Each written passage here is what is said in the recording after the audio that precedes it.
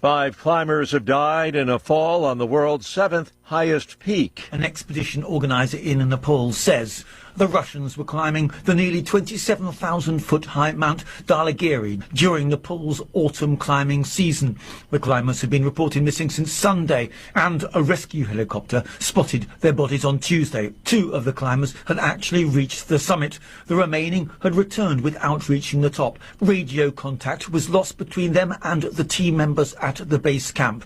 No decision has been made so far about bringing the bodies down from the mountain, which would require extensive planning, manpower and equipment. I'm Charles de Ledesma. The head of MI5 says Britain is facing a staggering rise in assassination attempts backed by Russia and Iran. Ken McCallum says hostile states are increasingly recruiting criminals to carry out their assassination plots. News and analysis, townhall.com. California's avocados could be in trouble after changes to inspection procedures. Mexico is now in charge of inspecting incoming avocados and other fruits instead of the USDA. This comes after increased threats against the inspectors themselves when they tried to dig deeper into deceptive shipments. California farmers and the California Avocado Commission worry the Mexican inspectors will also face threats, meaning diseases and pests will pass through and damage U.S. crops. The commission says the USDA must reverse the decision. Tasha Stevens reporting. Federal regulation of so-called ghost guns is the subject of arguments today before the Supreme Court. The guns are often sold in kit form. They don't have serial numbers, which makes them hard to trace. President Biden signed an executive order to regulate them, and that prompted a legal challenge. More on these stories at townhall.com.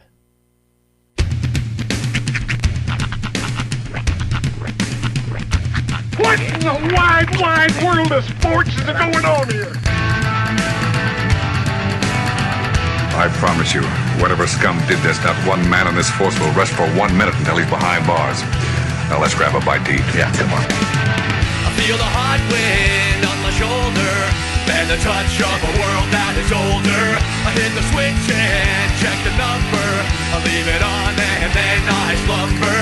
I hear the rhythm ringing through it. Flamenco guitar and cumbia music. I hear the talking of the DJ. The travel witch said, what does he say? I'm on a Mexican radio. I'm on a Mexican world radio. Broadcasting live from high atop the J.P. White Building in downtown Roswell, New Mexico. It's Mornings with Mike Winters on 106.5 Roswell's Talk FM. Is that what I sound like when I talk? Now, here's your host, Mike Winters.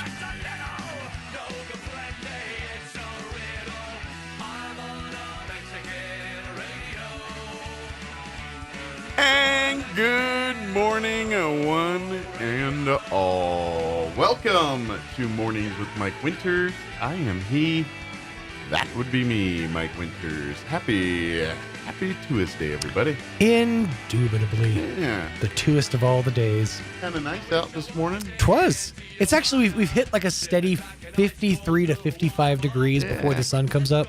Yeah, it's kind of quite, nice. That's quite nice. Sweet spot. That's right. I've been, it's almost like a recharge to my batteries. Like, I've been so sapped by the heat that just anytime it's that cool, I just do my best to, like, soak in it. I'm like, my arm is numb. I don't care. It feels nice. It goes down good every time.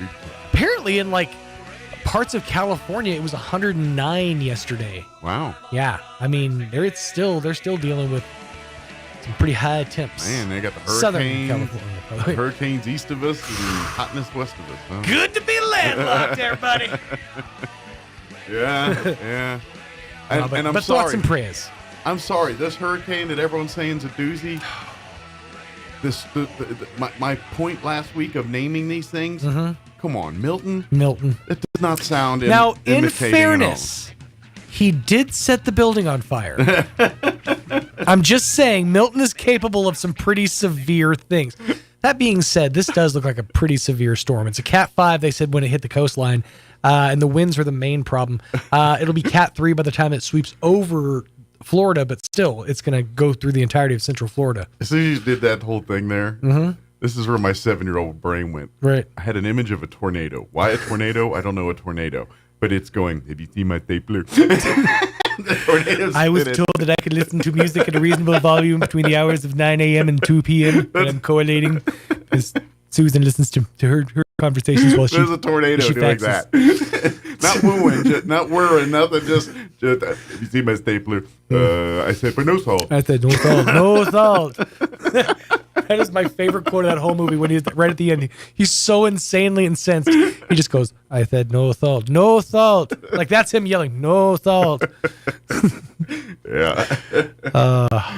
Stephen Root, a fine American He's actor. just, I mean, whatever you put him in, whether it's that or Idiocracy or, I mean, he's good all around. Straight out the can for a quick pick me Straight out of the can. Love me some Stephen Root. He's good. Bill Dauterive, I mean, lest we forget, one of the best King of the Hill voices. Absolutely. Absolutely. So, what were we talking about? I got completely sidetracked by hurricanes. Oh, yes, the Milton thing. Yes.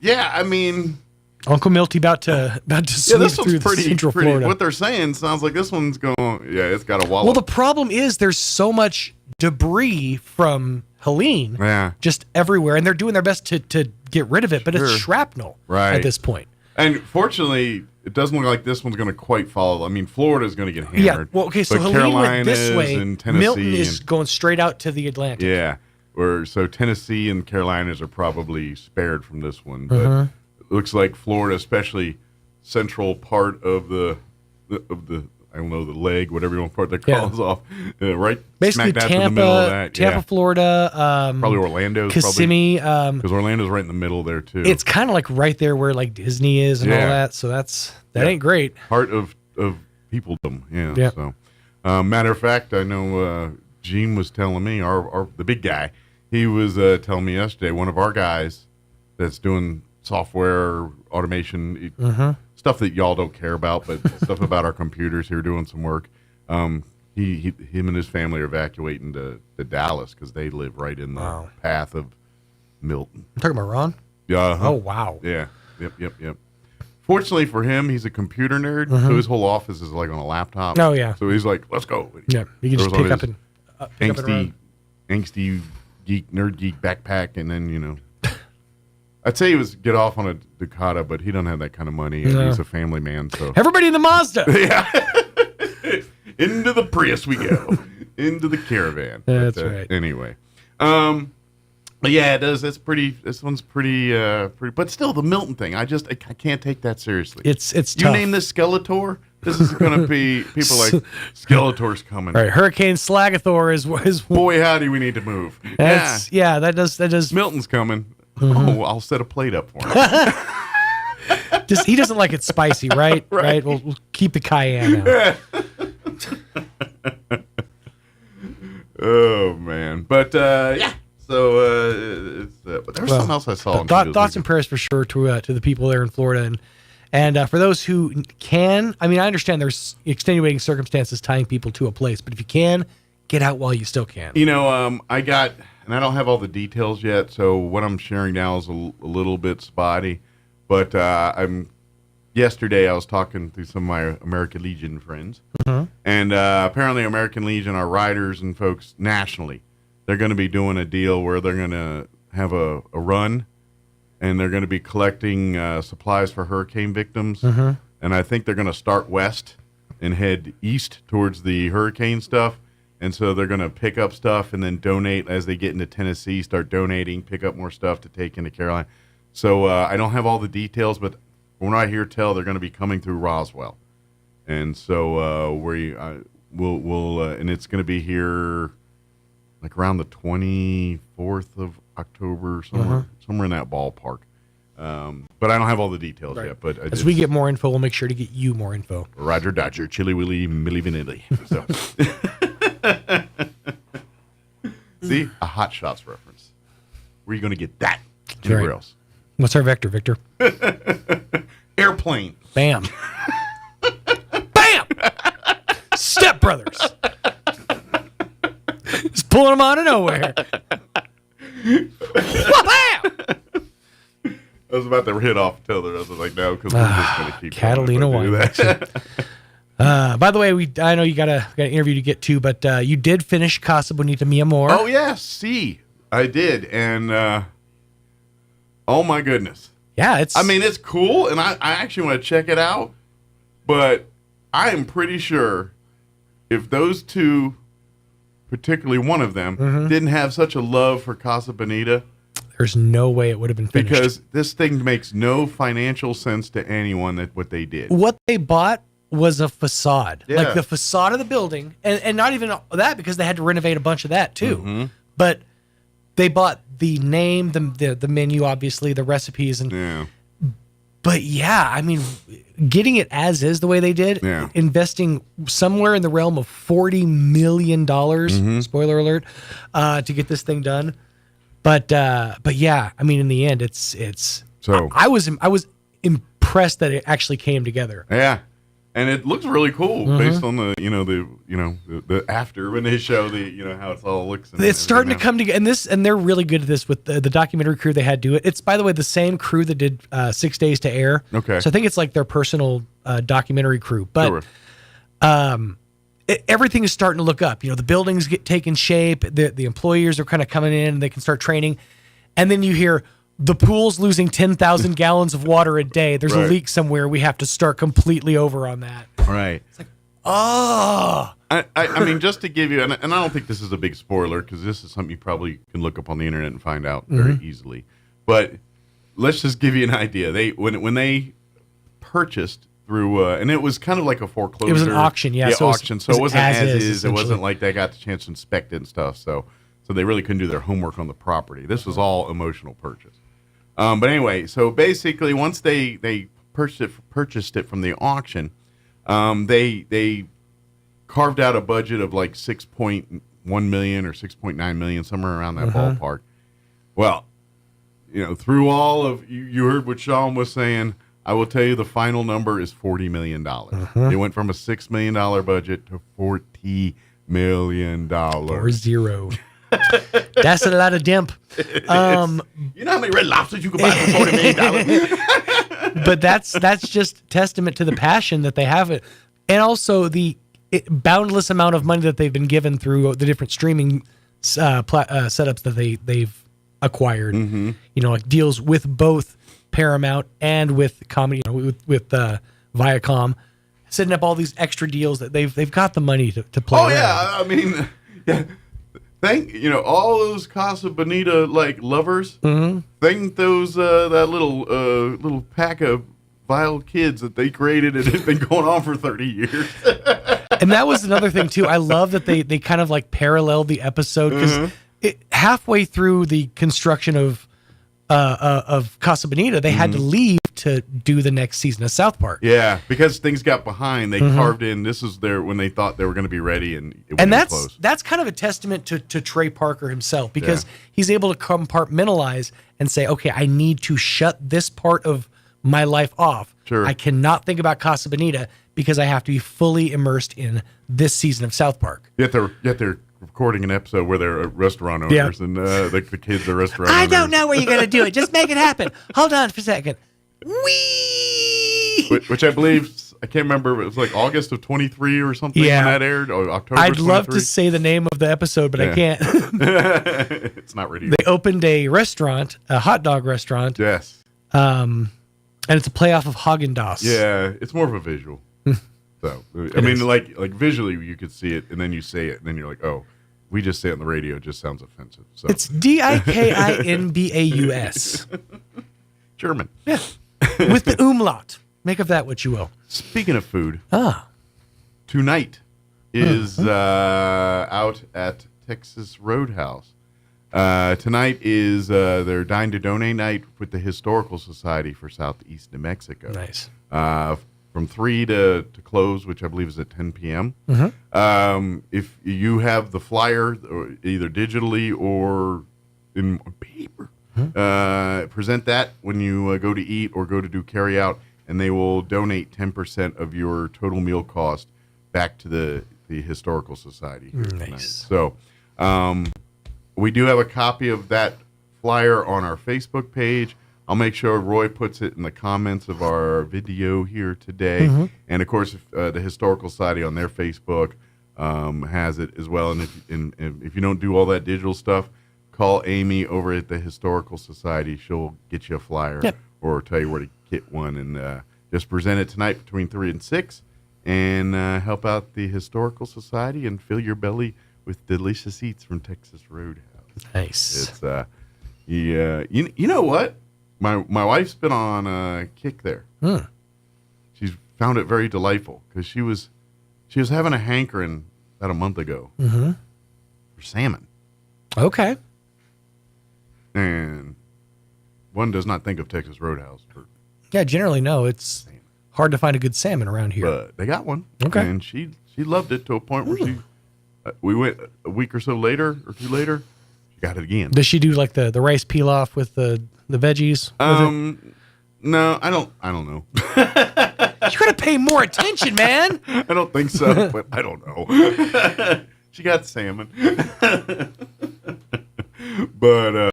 but so you know what? So maybe have that tonight. I do like a nice salmon. Recommend. My wife gives it 2 thumbs up. I always get confused though because I've seen people say, like we'll eat it off the skin, but I've seen people eat the skin. So it's one of those things. Preference. It's a preference thing for sure. I've always been skin off. It's skin has always been a preference in many different subjects, like in barbecuing. Yeah. For instance, y'all were thinking I was going to do a joke there, didn't you? Yeah, some Hannibal Lecter nonsense. But no. In barbecuing, like with cooking ribs and stuff, sometimes that skin or some swear by tearing that off. Oh, you're talking about the Yeah. That's a must. No, there are circles of people that know you leave that on when you smoke it. That's what I'm telling you. It's like paper. I know people. They swear it seals meat, juices, or something. It's like, and you got to every proper rib preparation I've ever seen is take that sinew off first. Well, I'm just telling you. Right. Some people broke the rules there and are doing it and swear by that. You broke my brain when it comes to barbecue, though, because like whenever I see anybody make ribs now, I'm highly judgmental. I'm like, that looks delicious. It's fall off the bone, but apparently that's wrong.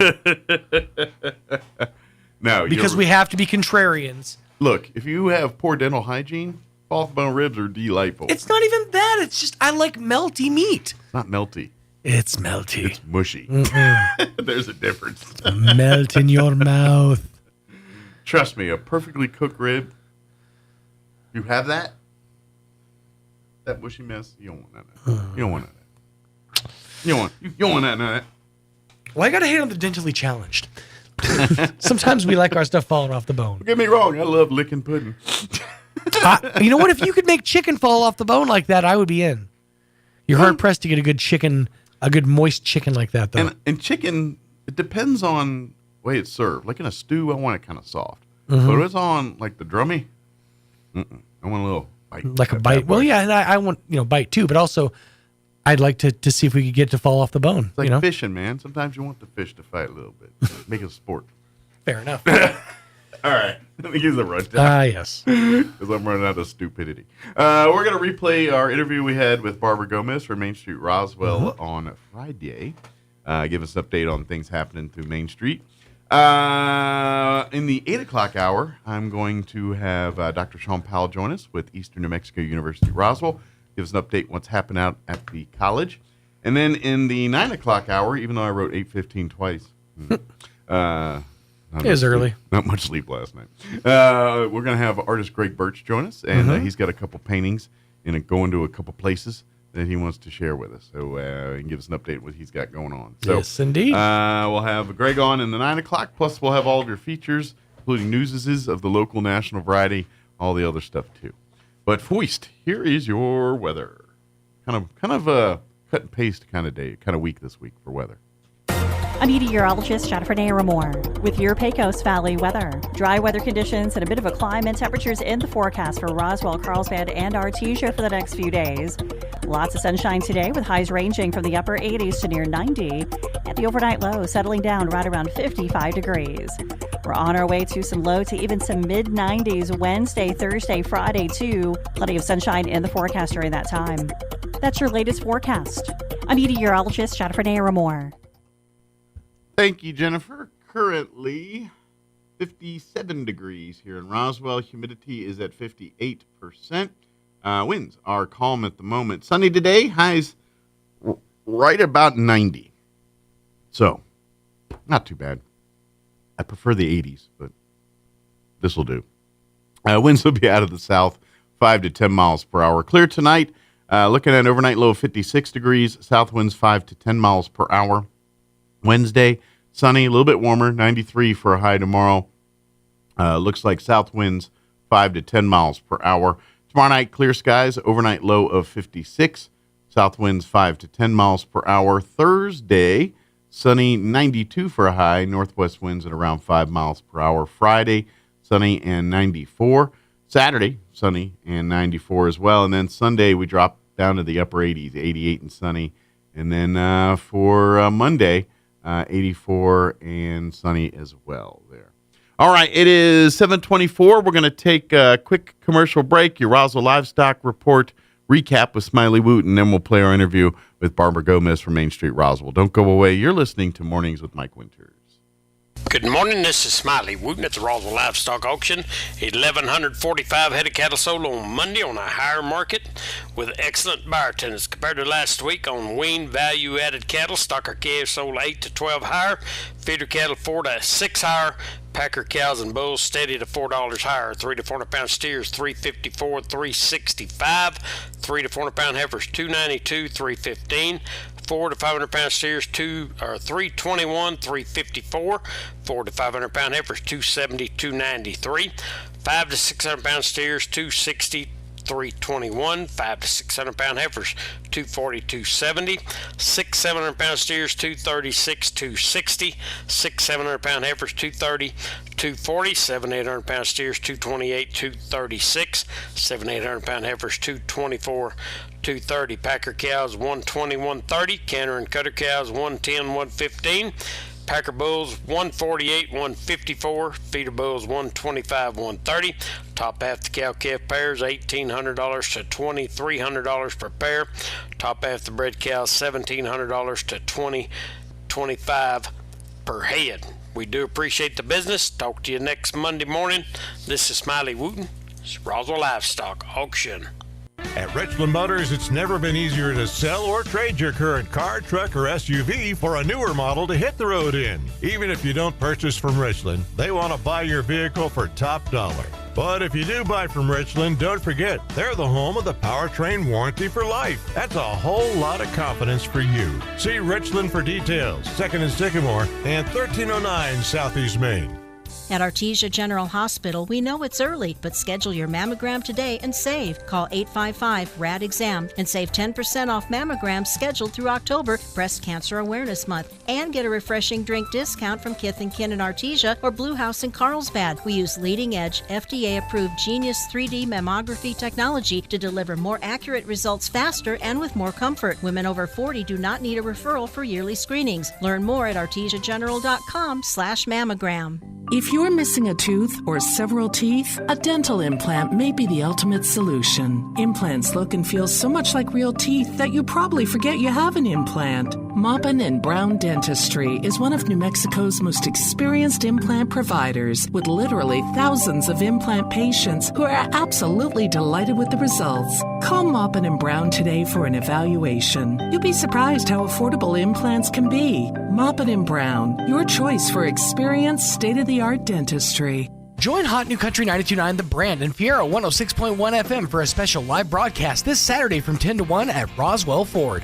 If you think you're stuck in your loan or lease, come see just how easy it is to get out from under your current payment. Top dollar for your trade and special incentives means you can drive in today and drive away in a newer vehicle for less than you're paying now. We'll be on hand with some tasty treats and even a few surprises. We'll see you this Saturday, 10 to 1 at Roswell Ford, corner at 9th and Main in Roswell. If you suffer from pogonophobia, you would not want to attend a party with the following people: Kenny Rogers, Santa Claus, Willie Nelson, the cast of Duck Dynasty, and 2/3 of ZZ Top. Here's Mike Winters.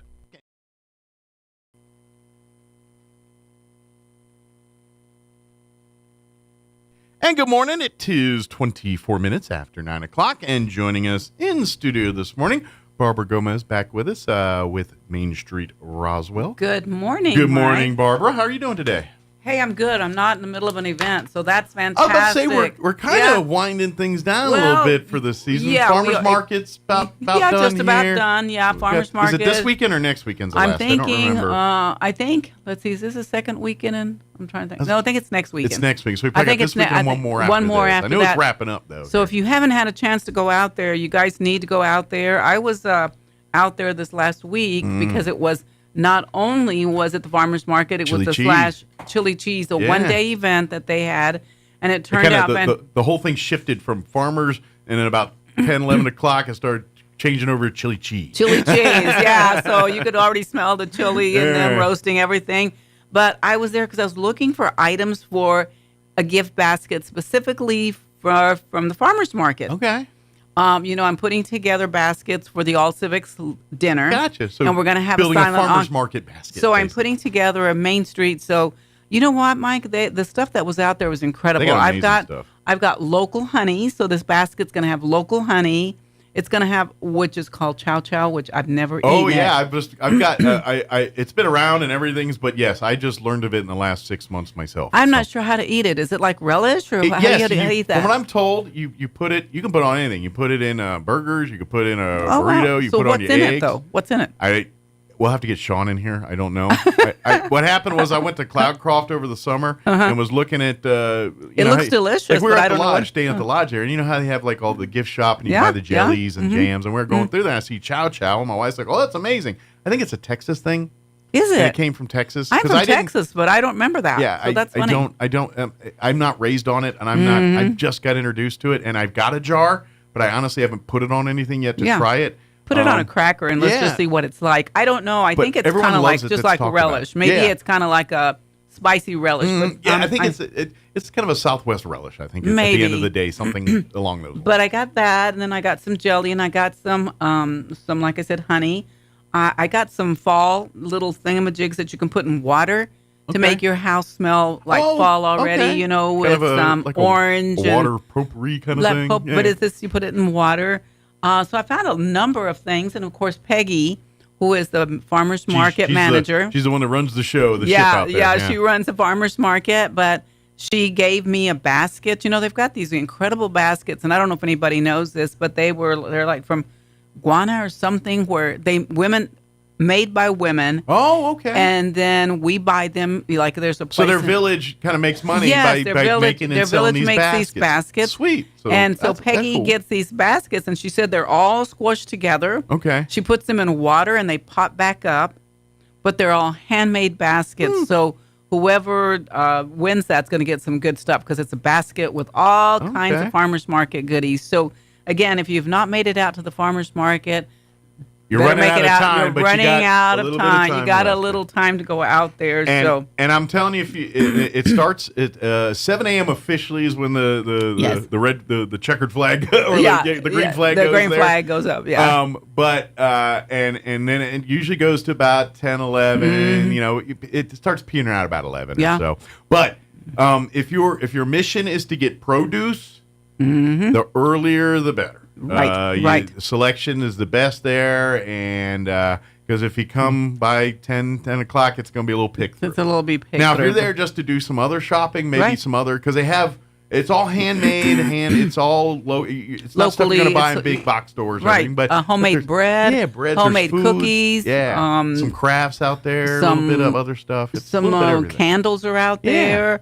And what's interesting for the vegetables, it's always surprising. I didn't even know that they grew eggplant in this area as much, but they do. I did not know We have eggplant out there. That's some beautiful ones. Awesome. Of course, zucchini's always out there, tomatoes, and...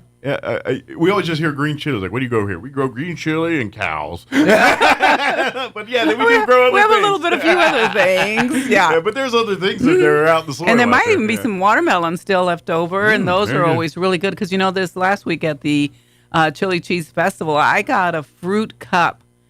everything in it, Mike, was so good and so fresh. So it was cantaloupes and watermelons and jicama. Straight from the farm. Straight from the farm. It was so delicious. Well, and if you, I ain't gonna lie, if you've never had like farm to table, farm fresh produce, it hits you different than what you buy in the grocery store. It is. Especially produce that was brought in from other places, because what they have to pump preservatives, they have to grow and do things a certain way. They get them from Mexico or Chile or wherever whatever that particular thing's coming from. But they don't have to do that when it's right here in the backyard and it's coming from here. So it is really the much more truer version of that product. And you know what you might consider? Christmas is around the corner, and I hate to say that, but there's also one of the booths has pecans. So if you need it for baking or to give it away, they have some sugared pecans. They even had some flowers this last week. They had some sunflowers, some big giant sunflowers. Nice. So it's kind of fun to go out there and just decorate your home with it. But anyway, big thank you to the Assistings. In case you don't know who they are, they're the teenage part of the Assistance League, and the Assistings actually do that. They assist with everything. So a big thank you to them. They're probably the grunt labor for the Assistance You know League, what? right? Yeah, they help. Force. They help out with Farmers Market with Peggy out there. Absolutely. Every single Saturday, they sell tickets. They pick up trash. And they're just lovely ladies that help out with whatever. Just being good stewards to the courthouse lawn, which the county's kind enough to allow that to happen every season. You know what I find really great about it is that they're learning the concept of giving back to community, and they do get points or they get something. Sure. For the number of hours that they put in. They're building their resumes for their adult lives. Whether they're going to college or whatever their next step is, they're building that resume to get there. So if you see those young ladies, say thank you to them, but a big thank you to Peggy and Juliana and Rita. Rita helped out with the trash. Juliana, of course, always does whatever she can with those graphics. Two ladies are they're powerhouses that just keep going all the time. Yeah, they're always out there. So big thank you to them. But just to tell you a little bit about what's going on Main Street, we do have a store that's somewhat new. It opened up around the 4th of July, around that area. Okay. It's called Freedom and Grace, and it's at 323 North Main Street. So right now they're selling a lot of Halloween type things. So they've got some spider earrings, ghost pumpkins. They've got T-shirts. They're very faith centered. So there's all kinds of really clean family type things. So they are they like a seasonal gift store kind of? No, they actually have all kinds of T-shirts. So they're just. So if you're looking for things that are not Halloween, they got plenty of that. Yeah, they got plenty of non-Halloween things like T-shirts and stickers. The last time I was in there, they have all kinds of fun stuff. And right next to them is always, what is it called? Sweet Baby J's. Oh yeah. Now, if you're looking for sweets, you guys, they're open on Fridays and Saturdays. So I imagine generally. They probably have.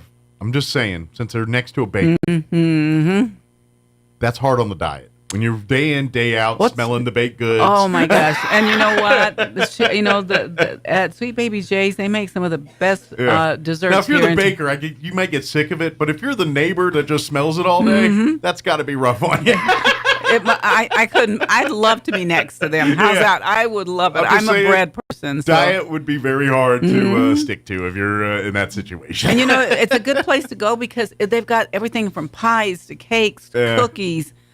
They do this pudding type little thingamajigs, and so they have everything that you could ever want in sweet. So go by and see them. So maybe go there after you hit because they probably don't want your pudding fingers all over their clothes and stuff. Yeah, probably. So go there first, and then get you a cupcake, later. or get you some pastries or whatever. Now, She's a Dandy is doing something kind of fun. They're doing a little area that's called a panic shop.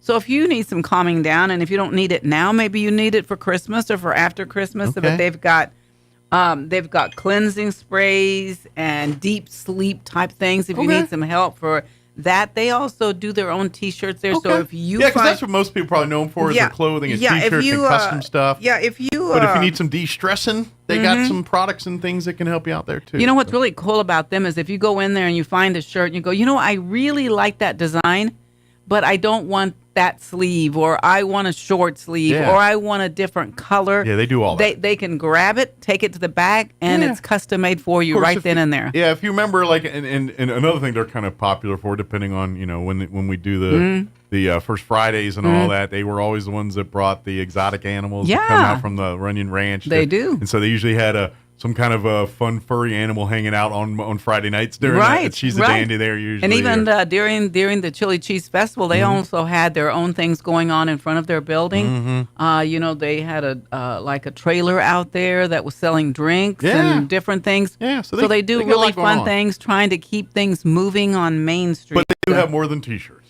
Yes, because that's what they're kind of, most people, if you need a custom shirt or custom thing, they're the go-to. That's right. But they do a lot more than that, too. So and across the street, around the corner just a little bit there, one block over is the gallery. And, of course, they've got all kinds of interesting things up there as well.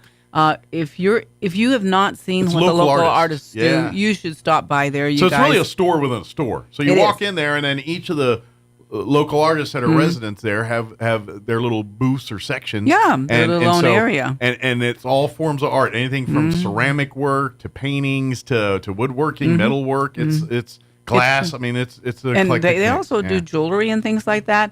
If you have a special artist, you can go to her section and buy her things or try somebody else. And again, kind of across the street and across and down the street, we have the antique shop. And if you've not been in there, they kind of do the same thing. They have their own individual store, so consignment you can go, kind of deal. Yeah, consignment. So maybe you're looking for plates, maybe you're looking for old clothes, maybe you're looking for cookware or something like that. But those two stores are places that you kind of have to go back weekly because it changes. The products change pretty frequently, or based on like antiques. It's what sells, it's antiques. You never know. Yeah, you never know. Could be, you open the box, could be a chair, could be dishes. We don't know. Or and same with the art world. It's like, today they're doing ceramics. Tomorrow it's vintage clothing. If you're looking for clothing, that's a really fun thing. If you like to dress up, Halloween is just around the corner as well, coming up really quick here. So those of you that like to dress up, maybe you might want to go in there and look for something. I know it's popular to do like at times, or there's themed parties where people like to dress up in the 70s or 80s kind of thing. And I'm telling you, the actual clothes from the 70s and 80s are way better made than the costume 70s and 80s clothing you're buying on Amazon. That's true. Like when you buy your hippie outfit on Amazon, that's a just go get you an original. Yeah, go down there, and I bet you can find a good pair of bell bottoms, maybe a nice flower shirt or a jacket or something, and go in something, and that actually is in quality material. And to be honest, as long as you don't change your size, probably lasts as long as you do. Yeah.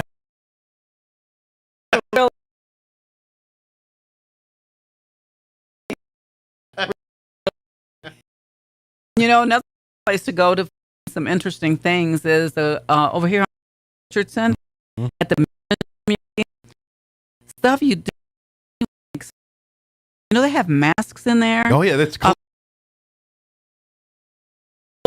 Head masks. We think of the miniatures, but there's collectibles, and so you've got unique collectibles in there, and they have all kinds of. And so if you're into a hat and want to find something interesting, I guarantee you're going to walk in there and there's going to be things you never ever heard, seen, or done in your life, and they're right in that little museum. Sure, I invite you to check it out if you've never been. And it's kind of like and of course they are kind of partnered together. You know how like the Anderson Museum has so many unique art things. The miniature museum is literally a miniature version of that. That's right. It's a miniature version of that. But it's could spend a whole morning in there. I mean, just recently they had a weaving class. So you need to check them out because they have classes. I heard of some of the ladies that took some of those classes, put their items that they just did for the very first time into the state fair, and they won. Wow. I don't know who's teaching them, but I don't know who's I'd teaching add that them. to the resume because that's pretty cool. A feather in the cap. It's like, these people never touched it before. Now I got them winning blue ribbons. They got fairs. a blue ribbon already. But you need to go out there and see them. And another shop that's coming downtown. Well, it's not open yet, but it will be. So to be on the lookout. It's an alien escape room. Oh, cool. So a nice Roswell themed escape room. A really nice one, and it's right next to Ancient Days. So the Ancient Days is on the corner of 2nd on Main. So when you're out, just hit the stores, you can pop in and just south, just right on the other side of them. This will be the alien escape room. Apparently, from me talking to this gentleman, he has these in other places in Texas. And they're different themed depending on where he's at. Okay. But he's working on it already. So right now you see a lot of black, like stuff on the windows right now.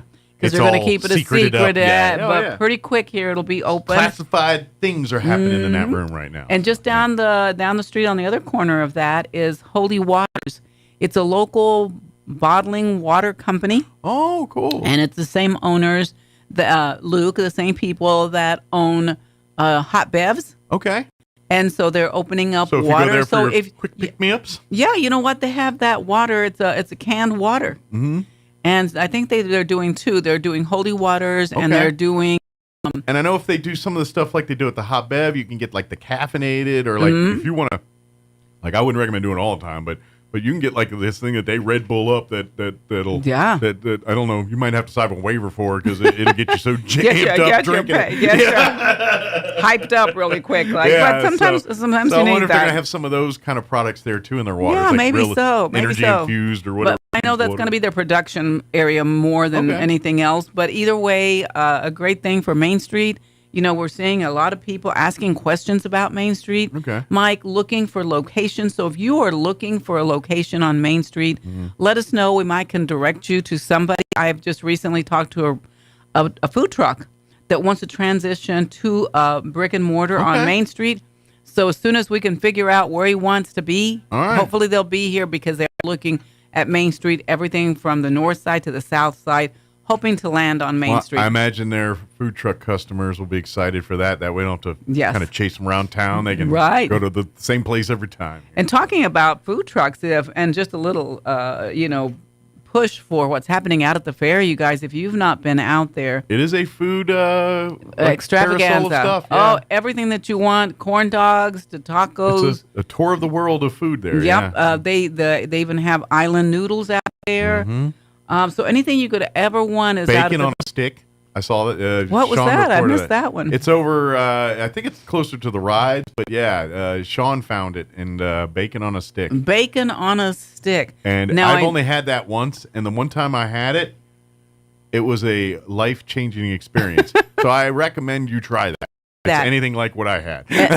And the other thing you have to try, because these were at the UFO festival, it's king crabs. Ooh. I believe they come from Carlsbad, but they have catfish. They have shrimp with fries and coleslaw. I mean, it's like you're going. I'm a seafood connoisseur. That's my wheelhouse right there. Oh yeah, and if you have not sat around and listened to the music, it's been spectacular. And I can say so myself because my son's band, The Groove. Okay. They played on Wednesday. I had never heard the full band before. Now you finally heard your son play a full set. Yeah, because I hear him all the time, play the guitar because he sings and plays. I imagine parents of any band people, at some point you're like, I just pray for quiet. Because when they're practicing as kids, learning their craft. That's a lot of noise going on there. I still remember the police coming by and saying, you need to bring it down. These musicians you see today weren't always good. And Mommy saw that. Yeah. but they were fantastic, and some kids came on behind after them. So if you haven't made it out there, you guys, you should go out there. So a little quick thing on Halloween. I know that Main Street, we've been kind of talking about it and haven't made a decision yet, but we might be posting something on our Facebook page, which is Main Street Roswell. Okay. Just look at the Main Street Roswell page. But the plan is hopefully that we're going to have some trick-or-treating downtown. Okay. And there's people that are doing things the weekend, the weekend before. But like businesses are planning putting out bowls of candy and stuff for kids to come by. So maybe they're going to be doing that, and we want to let you know where to stop. So as soon as I get a list going, I'll be posting it on Facebook. We'll get you back in maybe that, because I know you come once a month here, but maybe like that week of, we'll get you in here. Sure, and then I can tell you what's going on downtown. The rundown of Halloween for that Main sounds Street. Great. That sounds great, because I know that Mary over there at Eclectic Treasures, she kind of organizes the people downtown sometimes to say who wants to do it, who wants to join in. But, I try to help her by putting it on the Facebook page. Excellent. So hopefully you kids can come downtown for a... And certainly by that week of, we'll have a pretty solidified list of who's participating and what's going on. Because you can come downtown, visit us all downtown, get your candy fix, and then head over to the convention center to see what they have going on there. See what the city's got going on. See what the city has going on. You can kind of seamlessly transition. Yeah, just transition. I don't know about you, Mike. The whole point of Halloween is candy hopping, going to get where the scores of candy are. So that's when I grew up, Mike, a million years ago, I lived in Texas, and this was when things were really safe. I'd go out early come back home, dump that, and come back with another Round bag two, and start all over again. But that was the good old days when you had popcorn balls and homemade cookies and that kind of stuff. All the neighborhoods you walked in, and you know what? My official candy bag was never that plastic pumpkin. I'd grab Mom's pillowcase. I get the big brown bags. Okay, that's good too. But yeah, I'd actually steal a pillowcase out of the linen closet. And Mom would get salty, of course, but that was because it was a big, they're big. And you could like wrap it, throw it over your shoulder real easy, so it was good for transporting. And of course in school it was so much fun because you could go and they had a cakewalk. Yeah, I won my first strawberry sheet cake at a cakewalk, which is still to this day one of my favorite cakes. So anyway, we'll think of something to do. Maybe we'll do a cakewalk. Maybe I'll talk to the merchants, see if we want to do a cakewalk for the kids. Everyone loves cake. Oh, yeah. Yeah. So the next thing, Christmas. We're coming around the corner. Just to give you a heads up, it'll be the 6th and 7th of December. Okay. Not Christmas, the actual. No, not the Christmas. No, it's I should call it the holiday events for Main Street. It's kind of, pre-Christmas kind of. Main Street celebrating the holidays, kind of officially kicking off the holiday season, so to speak. Here. So you might start seeing already, pretty quick here right after Thanksgiving, around Thanksgiving, you'll see the lights on Main Street getting on the trees. And those people that contribute to that, thank you so much. We appreciate you so much. It is getting close to that fun time of year where Main Street looks beautiful at night and I don't care. And we always joke about this, like you could leave these up all year, and obviously we can't because it's expensive. It is the expensive, light bill on that one. But it is sure nice when it's a great photo opportunity. It's great. I mean, a lot of people do their family pictures there. Their proposals when they're proposing to their girlfriend. They take Main pictures Street Roswell in their fine party dress or tuxedo. That's right. That's put them lights on. It's ready for prom. And so but if you want to contribute towards that project, let us know. We'll be happy to put you in touch with a lady that puts that all together. Excel and others have partnered over the years really to help absorb some of the cost of the materials and things. And a lot of local businesses contribute, and we do thank you guys for doing that. With the labor side of it and putting it up, and absolutely. But it is a little bit of a financial burden. It is, and it takes what do you want to call it? An expert to put those lights up. Sure. And then, of course, paying the electric bill and everything that because they usually leave it up through January and everything else. We do. So. We leave it up till the first week in January, I believe, when we finally start taking them down. But on another end of it, the boots on the ground type thing is Main Street Roswell needs volunteers to put up the decorations on every single pole. Okay. To put the Santa hats on every single, the alien heads. Alien heads. So if you want to do something, I know Pioneer Bank always goes out there. I get a lot of the Sistines come out there sometimes. The Key Club kids. I mean, we just get a number of people that come out. But if you want something to do and want to help us, we need somebody that's tall with ladders. Yes. Because there are, I believe, I'm trying to remember, there might be 46, 48 lights that need to be I will take your word for that. I know there's a bunch of them. There's a bunch of them. There's a bunch of them. So if you have time and you'd like to come out and help us with that, we would really, really appreciate it. Absolutely. And talking about volunteers. And again, that does add to the coolness of it when you see all the little, because in case you haven't noticed, the mainstream downtown light poles are all little alien heads and everything. It's very cool and cute. Yeah. But the Santa hat is the chef's kiss on those things. That's right. That's it. And it just makes it that way. And that's where most people notice. Oh, they're alien heads. I didn't realize. I didn't even notice the Santa hats are what they're true to. And I know that we all kind of like to say, "Oh my gosh, I'm tired of aliens." But you know what? Other communities are kind of jealous. They're like saying, "I really wish we had something like that." And they sometimes try to mimic some of the things that we do here in Roswell. The aliens bring butts to the town. The rest they of bring the stuff bucks. keeps That's them. correct. They keep the rest of what we offer keeps them there. That's right. Yes, the little green or grays are what are they are our door. friends. Yes. But once they're here, then they say, "Wow, look at all the stuff that's going on in Roswell, New Mexico," and that's what we want to do. It's like, oh, come to UFO Festival, but check out. Oh, did you know about our dairy industry? Did you know about these amazing wonders that are just within a hop, skip, and a jump of Roswell, New Mexico? Look at the our merchants, look at our restaurants, look at our amenities. We're a town, and and certainly when this Reno Air Race thing rolls in next year, that's gonna be busy things are gonna time. be a different level after that. Right. We're talking, ESPN. This is big this time. is national stage here. Big Right, time. right. So we got to put on our best foot out and do what we can to help. The other thing, as far as the holiday things go, it'll be the 6th and 7th. So on the 6th, it's a Friday. So that's when we light up the 16-foot Christmas tree. The merchants are already setting up downtown for vendors and food trucks. It's always a fun Friday night. It's a fun Friday, but Santa comes in. He gets escorted by the police department or the he's a sheriff's department. He's a celebrity. He needs an Mr. and entourage. Mrs. They get an entourage, and they come in and flip on the lights to the 16-foot Christmas tree. We do not do pictures that day, but the following day, Saturday, that's a really busy day.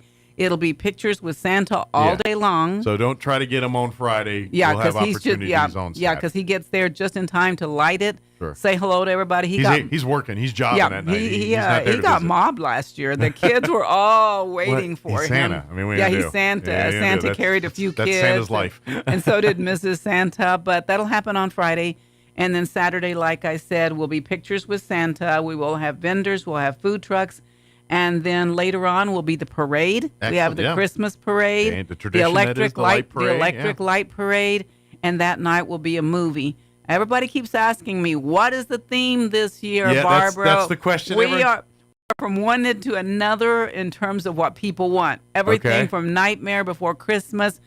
Everybody still wants a Grinch. Wow. Everybody still wants a Grinch. Tried and true, the Grinch. Yeah, some want an old-fashioned Frosty the Snowman, or they want Rudolph the Red-Nosed Reindeer. That's why I start thinking like Norman Rockwell type Christmases. And a lot of people do want a Norman Rockwell. Or Thomas Kincaid paintings, those kind of things. So, so the parade kind of carries that theme, but I'm already having people calling me saying, when is the parade? We're already getting our booth together. We're already figuring out what we're going to do. That people are clamoring and asking for it. Because quite frankly, some of these folks need time. It takes a little bit of time. Some people are very good at fishing, can get a float together in a matter of a weekend. Sure. But some people need months to do this. Well, and so when you're putting lights the theme out is very there, important to get that right because they want to match the theme of the parade. Sure, and if you want your lights to say something, it takes a little bit of precision. You don't want it to say blah. You know what I'm saying? You really want it to say something. You got to put some time and energy to get to some of these. But then again, you just have those handy people that can just knock stuff out like that in a weekend. You know, I remember the first year that I helped Kiwanis put together a float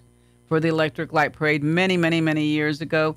And we had engineers and people that are real precise. Right. Putting I didn't get that job, Mike. Sure. I got the job of pushing the lights through the hole already made for me. And I've learned that that's amazing, but sometimes you have another problem. They overthink everything. And next thing you know, it's like, true. dude, I'm just trying to plug this in. We don't need to create a diagram on how to do that. No. Well, some people's minds think that way. Mine doesn't. Let's just do it and see how it'll work. Let's see what it looks like. We need those people, but you got to wrangle them sometimes because then they'll just oversimplify everything or overcomplicate everything. So businesses, get started thinking now. This is a free parade. There is no cost to you at all. Absolutely. There will be prizes given away for first, second, and third place. We will have judges to look at you. We will also downtown have window decorating contests. So all the businesses downtown will be decorating their windows. Sure. So there's a lot going on. Now, do they have to stick to the theme, or can they just go Christmas? You know what? They did before try and stick to the theme. Because that might be how you solve your argument. Like, if oh, you want Nightmare for Christmas? Just your window up like Nightmare. Oh, you want Grinch? Grinch it up. You know? So maybe I don't know. It may be just a mixture of a lot of different things. Sure, just whatever. What is Christmas to you, I guess. Maybe that's where your blank palette lets you show what Christmas means to you. That's a great idea. Right. Maybe that. And maybe it's not the same thing. Maybe someone grew up in because it's kind of hard, Mike, to keep everybody happy. Because some of them are like going, "Oh, I don't want to be nightmarish, Barbara. I really want it to be fun and." But Christmas means different things to different people. It does. It's what to be honest, it's what you experienced as a child is more than like what you think Christmas exactly. is. Whatever your family did and how you did it. That's to you going to be your idea of a Christmas thing. True. And That's true. Everybody does it different. So. That's true. So anyway, but start thinking, you guys, if you're a school, if you're a band, if you are, you know what I'm saying, you can light up clothes and walk up and down the street if you want to, ride your bikes. So let's make You this don't a have real... to get over the top. You can still light up and have fun and be a part of the parade, but get there'll be the applications and everything on the Main Street Roswell website. Yeah, they're not there yet, but we will have them up soon. Yeah, give along us with a little vendor, because we're trying to get past chili cheese and we don't Halloween. want to oversaturate with everything. Right. Let's get through these 1 or 2 events before we start hitting you with the Christmas stuff. Right, but soon it'll be on our webpage. It's mainstreetroswell.org is our webpage. I'm sure about mid-October that stuff should probably here about 2 weeks here. Yeah, probably the end of this month is when the Christmas stuff is going up. Perfect. So, So be on the lookout for us. Call us if you need anything. And please visit Main Street. It's the best Main Street around. And if you have not had a chance to visit the farmers market this summer, you're running out of chances. You got a couple more basically Saturdays. This weekend and maybe next weekend. Yeah, Miss Peggy's trying to, wind it down. Sure. So get your fix before it's over. Absolutely. Trust me, if you've never been a part of it, you're going to be like, dang, why did I miss this all summer? Don't forget to get some chicharrones or those, oh my gosh, Mike does a great job on that. Come hungry and get breakfast burritos and stuff. Like they got those blocks and stuff for the kids, so that you can even occupy the kids if you're trying to do some hardcore shopping. Yeah, like they can go play in the blocks and stuff while you're trying to, nail down a Christmas gift or doing what you're doing out there. Yeah, it's a lot of fun. So anyway, thank you guys and thank you, Mike, and we'll see here before the month as we get close to Halloween. I'll come again later to talk to you. Let everybody know what Main Street's doing and what merchants are playing and what we're doing. So, all right, sounds fantastic. Excellent. Thank you. Thanks, Mike. Thank you, ma'am. Bye-bye. It is 9:54. Let's do a quick news update, and I think I can do Cowboys too. Welcome, Cowboys fans, and then a quick commercial break before we wrap up the show. Don't go away.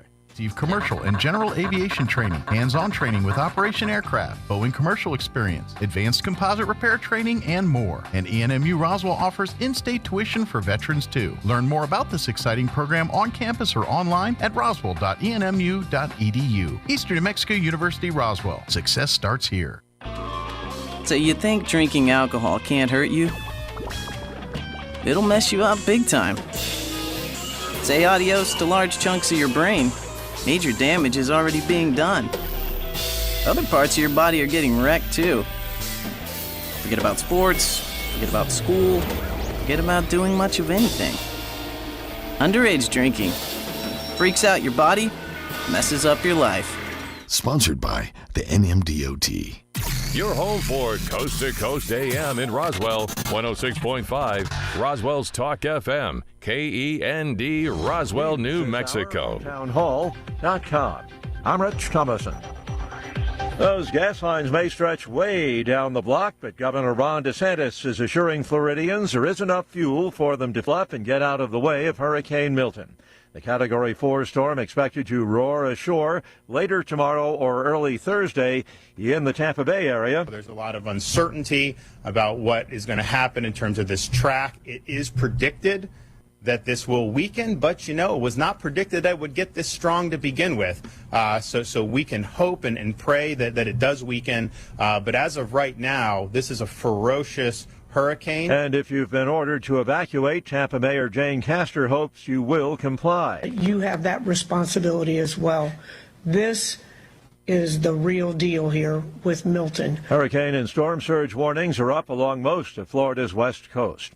Israel says one of its airstrikes in Beirut has killed a senior Hezbollah leader and a U.S. senator with 23 years of military service, weighing in on Kamala Harris's 60 Minutes interview. Senator Joni Ernst described Harris's answers about U.S. relations with Israel as another word salad. Blah, blah, blah, blah, blah. Thank you so much, Kamala Harris, for your feckless lack of leadership. Ernst tells the Salem Radio Network Israeli Prime Minister Benjamin Netanyahu has in fact been a strong ally of the United States. The problem is we have a leader who will not work with him. Ernst says Israel has been forced to go it alone in defending itself against a steady barrage of attacks from Hezbollah terrorists in Lebanon. Bob Agnew reporting. The Supreme Court hearing arguments today focusing on the federal regulation of hard-to-trace ghost guns. The Georgia Supreme Court reinstating, for now, the state's ban on abortion after about 6 weeks of pregnancy. On Wall Street, the Dow is up 28 points. More on these stories at townhall.com.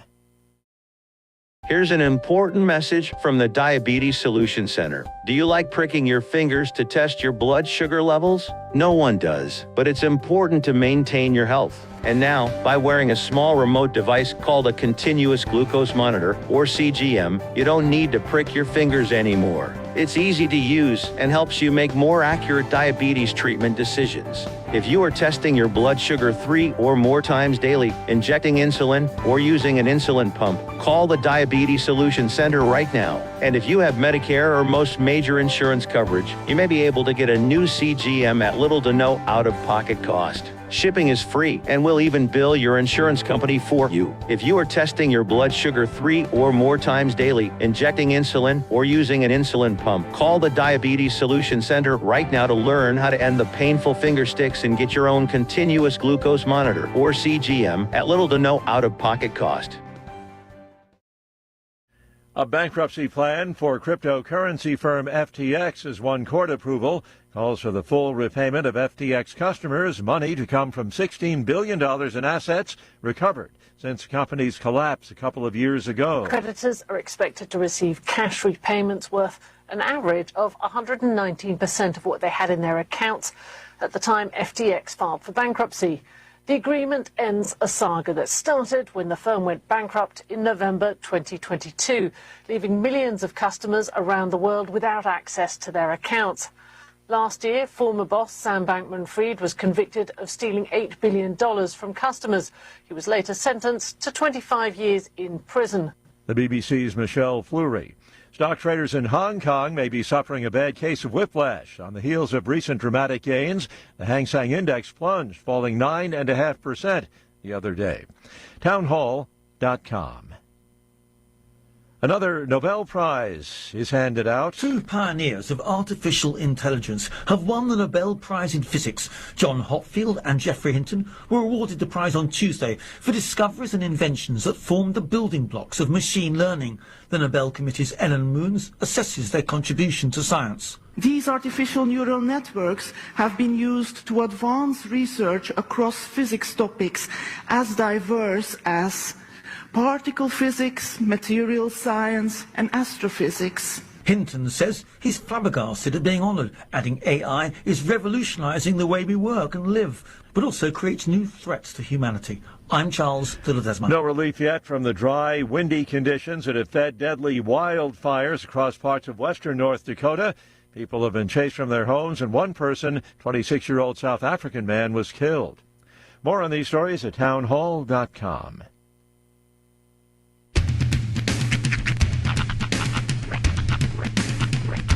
What in the world of sports is going on here? I promise you, whatever scum did this, not one man on this force will rest for 1 minute until he's behind bars. Now let's grab a bite to eat. Yeah, come on. I feel the hot wind on my shoulder and the touch of a world that is older. I hit the switch and check the number. I leave it on and then I slumber. I hear the rhythm ringing through it. Flamenco guitar and cumbia music. I hear the talking of the DJ. The travel listen, what does he say? I'm on a Mexican radio. I'm on a Mexican radio. Broadcasting live from high atop the J.P. White Building in downtown Roswell, New Mexico. It's Mornings with Mike Winters on 106.5 Roswell's Talk FM. Is that what I sound like when I talk? Now, here's your host, Mike Winters. And good morning. It is 6 minutes after 8 o'clock. Welcome to hour number 2. The deuce? Mornings with Mike Winters, right here on 106.5 Roswell's Talk FM. Happy Tuesday. Yes, welcome to it. Yeah, I hope your day's going well. Mm-hmm. Kind of a quieter week. No football this week. No That feels football. a little, It's you know, no they're all on football. bye week. No fair. It's odd. It does feel a little bit.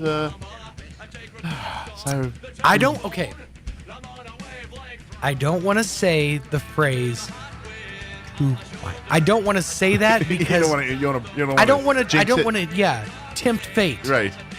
It's like, I ain't trying to hold my beer. Exactly. It seems like, well, okay, so I get on these weird rabbit hole kicks sometimes, and like usually like every year around 9/11, I'll kind of get on like a whole 9/11 kick of like going and looking for like the morning shows that were on the morning it happened, like during and whatnot, and almost across the board, people were saying it's a beautiful morning, it's an absolutely gorgeous day.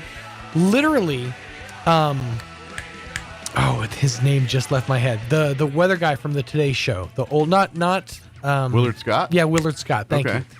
Willard Scott. He was doing his back in the day on the Today Show. They used to do the Smuckers. I was going to say that was around the 100-year-old. Yeah. Every 100-year-old they would celebrate with the Smuckers thing, and sometimes it'd be like 103 or one. Yeah. And he's kicking it back to the studio, and he's like, on a Tuesday morning, it's quiet out here. Dare I say, it's almost too quiet. Yeah. Like the way he was says. Al with him? Like, I No, mean, not together, but like, I think during that time, wasn't like Al the normal guy, and then Willard would do his bit like. Al was always the guy like amongst the people. Yeah, because at that point Willard was pretty much retiring. Yeah, he wasn't and so doing. he was doing like part. He wasn't doing weather. They would kick it to him. Al was kind of the main guy at that point. What I imagine was Willard Scott was sitting in a park somewhere feeding squirrels, and they kicked it to him so he could do the Smuckers 100-year-old birthday thing. And he probably pre-recorded them a couple days before or something. And then he kicked it back to the studio. Yeah, exactly. Yeah, so it was. But yeah, Al Roker was always like amongst the people, and that was before Al Roker underwent his surgeries too. So that was still Fat Roker. Okay. Before he had the stomach staple, I think it was I'm not sure which one he had. It was one of those, but where they reroute his plumbing basically, or tie off the plumbing. You know what was crazy? And I actually, back when I used to do stand up, I actually had a bit in my act about this. It was about how after Al Roker underwent his surgery, not only did he lose a bunch of weight, dude got like tiny. Well, that does happen sometimes. He's like pocket size now. Like my father. He had that surgery too. Matter of fact, my mother-in-law, his they both had the surgery back. Was that in the 90s? I don't know. It was a while ago. It was back towards the beginning there. Sure. And the same thing kind of happened to him. He lost the weight and stuff, but my dad was about your height. And he was about an inch or two shorter there. That's crazy. And this is before the cancer diagnosis and all that. So this is when he was still healthy, I guess you could say, before all the cancer and stuff hit him. But yeah, and although Donna, I don't think she shrunk. I think she may have seemed taller. Because she's kind of a tall person anyway. But I think, to me, when she lost all her weight, she looked skinnier, taller. So she made her, you know what I mean? It made her look taller. Sure. I don't know if pretty sure she didn't. Right. But then again, she may have got, because I know, women can change hairstyles. They can add a few inches with hair. Oh, absolutely. She may have that going on. It might have something to do with, in your father's case, with shoulders. Because as you lose weight, you're starting to lose mass kind of everywhere. So one would imagine your shoulders aren't as broad. Maybe that makes you look a little smaller. I'm not real sure, but yeah, it just seems like after he underwent his surgery, Al Roker, he just looked bite-sized. He was adorable, you know? Well, when you're used to seeing someone big, strapping, and then when they lose all that weight, it's just, we saw it because Al literally did it in front of everybody. He come to work big, and then over the course of a year, he's getting a lot smaller real quick. Right, and they did like a whole, Today Show inside investigation on his like they were keeping track of it for the show. Yeah, you know what always got me about Al, and to this day I still don't understand. But there was a phase in his life, and I don't think he wears them at the moment, where he was in them blue glasses. No matter what he's wearing. Oh yeah. Like how people try to wear glasses that'll if they wear blue or something kind of outrageous, it kind of matches the outfit. Yeah. But Al was like, nope, these are my daily deals. I wear them where I go, no matter what. And I'm like, yeah, but your suit's red. Right. One's got to imagine that when you're a newscaster, when that's your thing, you have like a Warby Parker set of glasses where you can pick each day. And so it was kind of odd to me, right? And so I just because these, these just go with anything I'm going to wear because I'm going to wear the same thing. But as a guy who doesn't care about fashion, and I'm like, yeah, but these just fit right. I see right. I like them. This is the way I go. I don't care that they're blue. Right. You know what I mean? Part of it, I think that in him, but I'm like. And I'm guessing the day he was picking is like, let's do something crazy. Give me blue ones. Right. And then like a couple years later, you're like, this blue ain't so hot no more. Of course, then again, like, I mean, he might have been going for a thing. You know, clashes Maybe. can work. I never wrapped my head around why he went with blue. Them glasses are blue. I'd like to go back and look at his pocket squares at the time to see if maybe he was matching pocket square to glasses. Maybe, but I don't know. Well, all his pocket squares were blue because he only wore the blue glasses. There you go. So I don't know. Aqua. I like aqua. But kind of jumping back to the 9/11 stuff. Yeah. You know, I'll watch everything once. When it comes to the 9/11, like don't get me wrong, other movies 100 times, but everything 9/11 related, I've seen once and I put it to bed. Sure. Like that Nicolas Cage movie where he's the police officer who's trapped in the rubble. That movie that came out about a year after 9/11. Right. That one I watched once. Never seen it since. No desire to see it I've never again. actually seen that one. It's a hard watch, man. They're not made for entertainment purposes. And I'm really. guessing because people our age that lived in firsthand, you're having everything you see evokes feelings. It's different than you didn't experience it firsthand, and you're just watching. You're like, wow, that's devastating. That's crazy. But when you actually, people, this is, Kennedy, moon landing, people remember where you are, remember. And so anytime you see things related to those things, you're not necessarily thinking about the event itself. You're thinking about where you were when that went down. Yeah. And so that, and I don't really want to go there. I get that. I totally get I have that. no desire to go there. But like some of these ones you'll find on YouTube are like, it'll be just like a scroll of channels. Like there'll be like somebody sitting there channel surfing. Like, I'm not sure who had the forethought to do all this, like to channel surf and film it while it was all happening. Well, I got to imagine some of it's archival footage that just happened to exist. And I'm sure people, but I'm going to guess, because let's face it, once it got to the world that, this is a terrorist thing, everyone and their uncles, and this is really the dawn of people having a camera on them 24/7. And that's sort of one of the crazier parts of it is when you look at like what people are using for phones. Yeah. Some people have like clamshell flip phones, and they're taking camera phone pictures, but that was the dawn of that generation. About as far as it went. People, why there's not a lot of pictures of things? Because unless you had a camera on you, you didn't take a picture, right. And so you lived it in your memories and things, So that's why most pictures are at vacations and things, because that's when people thought to bring a camera. Right. But now that we got this phone and you're whipping it out every time someone does something funky in a restaurant, and 9/11 was at the dawn of that era where everyone was affordable to everyone had a most people. Now we weren't running around with iPhones. No, we weren't there yet. But there were some people out there with like a Sidekick, or like Blackberries and things that had camera and filming technology. Like, and that's, if you think about something like a 9/11 happening today, there would have for sure been at least 16 different angles of it. Oh, wow. As it stands, the only reason we have footage of the first plane hitting is because there was a film crew doing a documentary following the I believe it was the fire department while they were doing like gas line testing. And it was just this like documentary film crew filming this boring like guy testing gas, and you hear this shh, and then the camera pans over and you see the initial crash. That's literally the only footage that exists of that crash. Sure. Well, and over the years too, there's been other footage that they found that's not as clear or grainy, and it's because, and it's tourists, people that were in the area at the time, and they hear noise, and or just happen to have been filming something, and they look up, and so now, this many years later, you didn't see those first couple of years, but now we're 20 plus years past the event.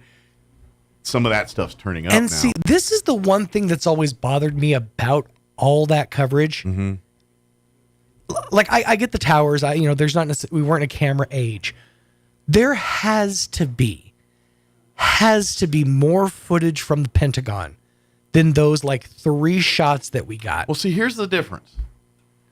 The World Trade Center is in the middle of downtown Manhattan. Right. There's a lot of people, a lot of eyeballs on it. Sure.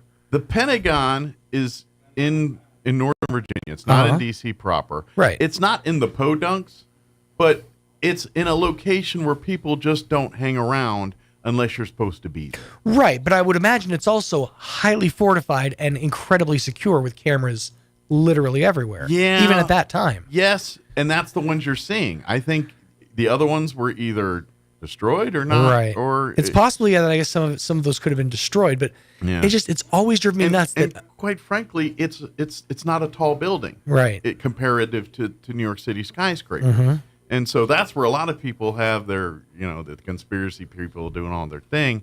But there isn't like an aerial view or an underneath view like in New York City. And so I just don't think there's any cameras that catch that angle that's high enough because there's no real tall buildings around that area. DC, there's rules. They don't have skyscrapers like New York City and stuff. Right. The Washington Monument I was is gonna the say tallest by law structure in DC. Now, again, the Pentagon is not in DC. It's in Virginia. Langley, yeah. In Arlington, actually. Oh, is it Arlington? Okay. Yeah, Arlington, Virginia. It's right near the cemetery. Okay. And Langley, Virginia is down farther south. That's where CIA. That's where CIA is. Yeah, okay. So I get those. All your Tom Clancy movies, all that down there. Well, my knowledge is completely derivative from American Dad. Yeah. No. If you take DC, like when DC was originally laid out, its pattern is a diamond. Okay. Well, that diamond, right straight through that middle of that diamond, kind of almost, is the Potomac River. Okay. One side of the Potomac River is Maryland. The other side of the Potomac River is Virginia. That whole area was donated to D.C. Yeah, you're looking at my... I'm trying to get the perfect Illuminati on. So when the Civil War broke out, Virginia said, Right. DC. So D.C. got... And so after the Civil War, that just stayed part of Virginia. It never officially went back to D.C. So where Arlington Cemetery is, where the Pentagon is, that was built on that side of the diamond. Gotcha. That is technically in Virginia. Now Okay. Quantico's farther down into the area there, so it's not in the DC metro area like this part is. Is that? I hope that. Yeah, no. For people that got a visual, that's how it's laid out down there. That's actually the best visual representation I've ever gotten of it. Is how it's split apart. Yeah. So, well, he had the advantage of my diamond hand. You radio listeners did not. He was like, "What's he doing?" Illuminati Some of them symbol? video people did, and they got to enjoy it. I hear Dr. Powell. That means our guest is here. So we'll probably should get the hour going. Indeed. It is Dr. Sean Powell will join us with Eastern Mexico University. I don't think I officially introduced him. He's going to join us, give us an update what's happening out at ENMUR this morning. Don't forget, tonight is Dine to Donate night out at Texas Roadhouse. The Historical Society for Southeast New Mexico is going to benefit this evening. If you go out from 3 to 6, we have a flyer on our Facebook wall. If you go to the Historical Society for Southeast New Mexico's Facebook wall, you'll find it there. If you don't do Facebooking or any of that stuff, get a hold, call Amy or reach out to the Historical Society. They can make sure they get you a paper copy. But you got to bring that Dine to Donate flyer with you, either digitally or physically. Bring that to you, give it to your server, your wait staff, and they will apply a 10% of your purchase for that meal tonight will go back to the Historical Society this evening. So go out there and have you some ribs or steak or try the salmon or maybe a burger or, well, they got so many things out there. Some of my favorites, if you want to know, beef tips, one of my ones I like to do. Can't go wrong with any steaks. It's steak, man. And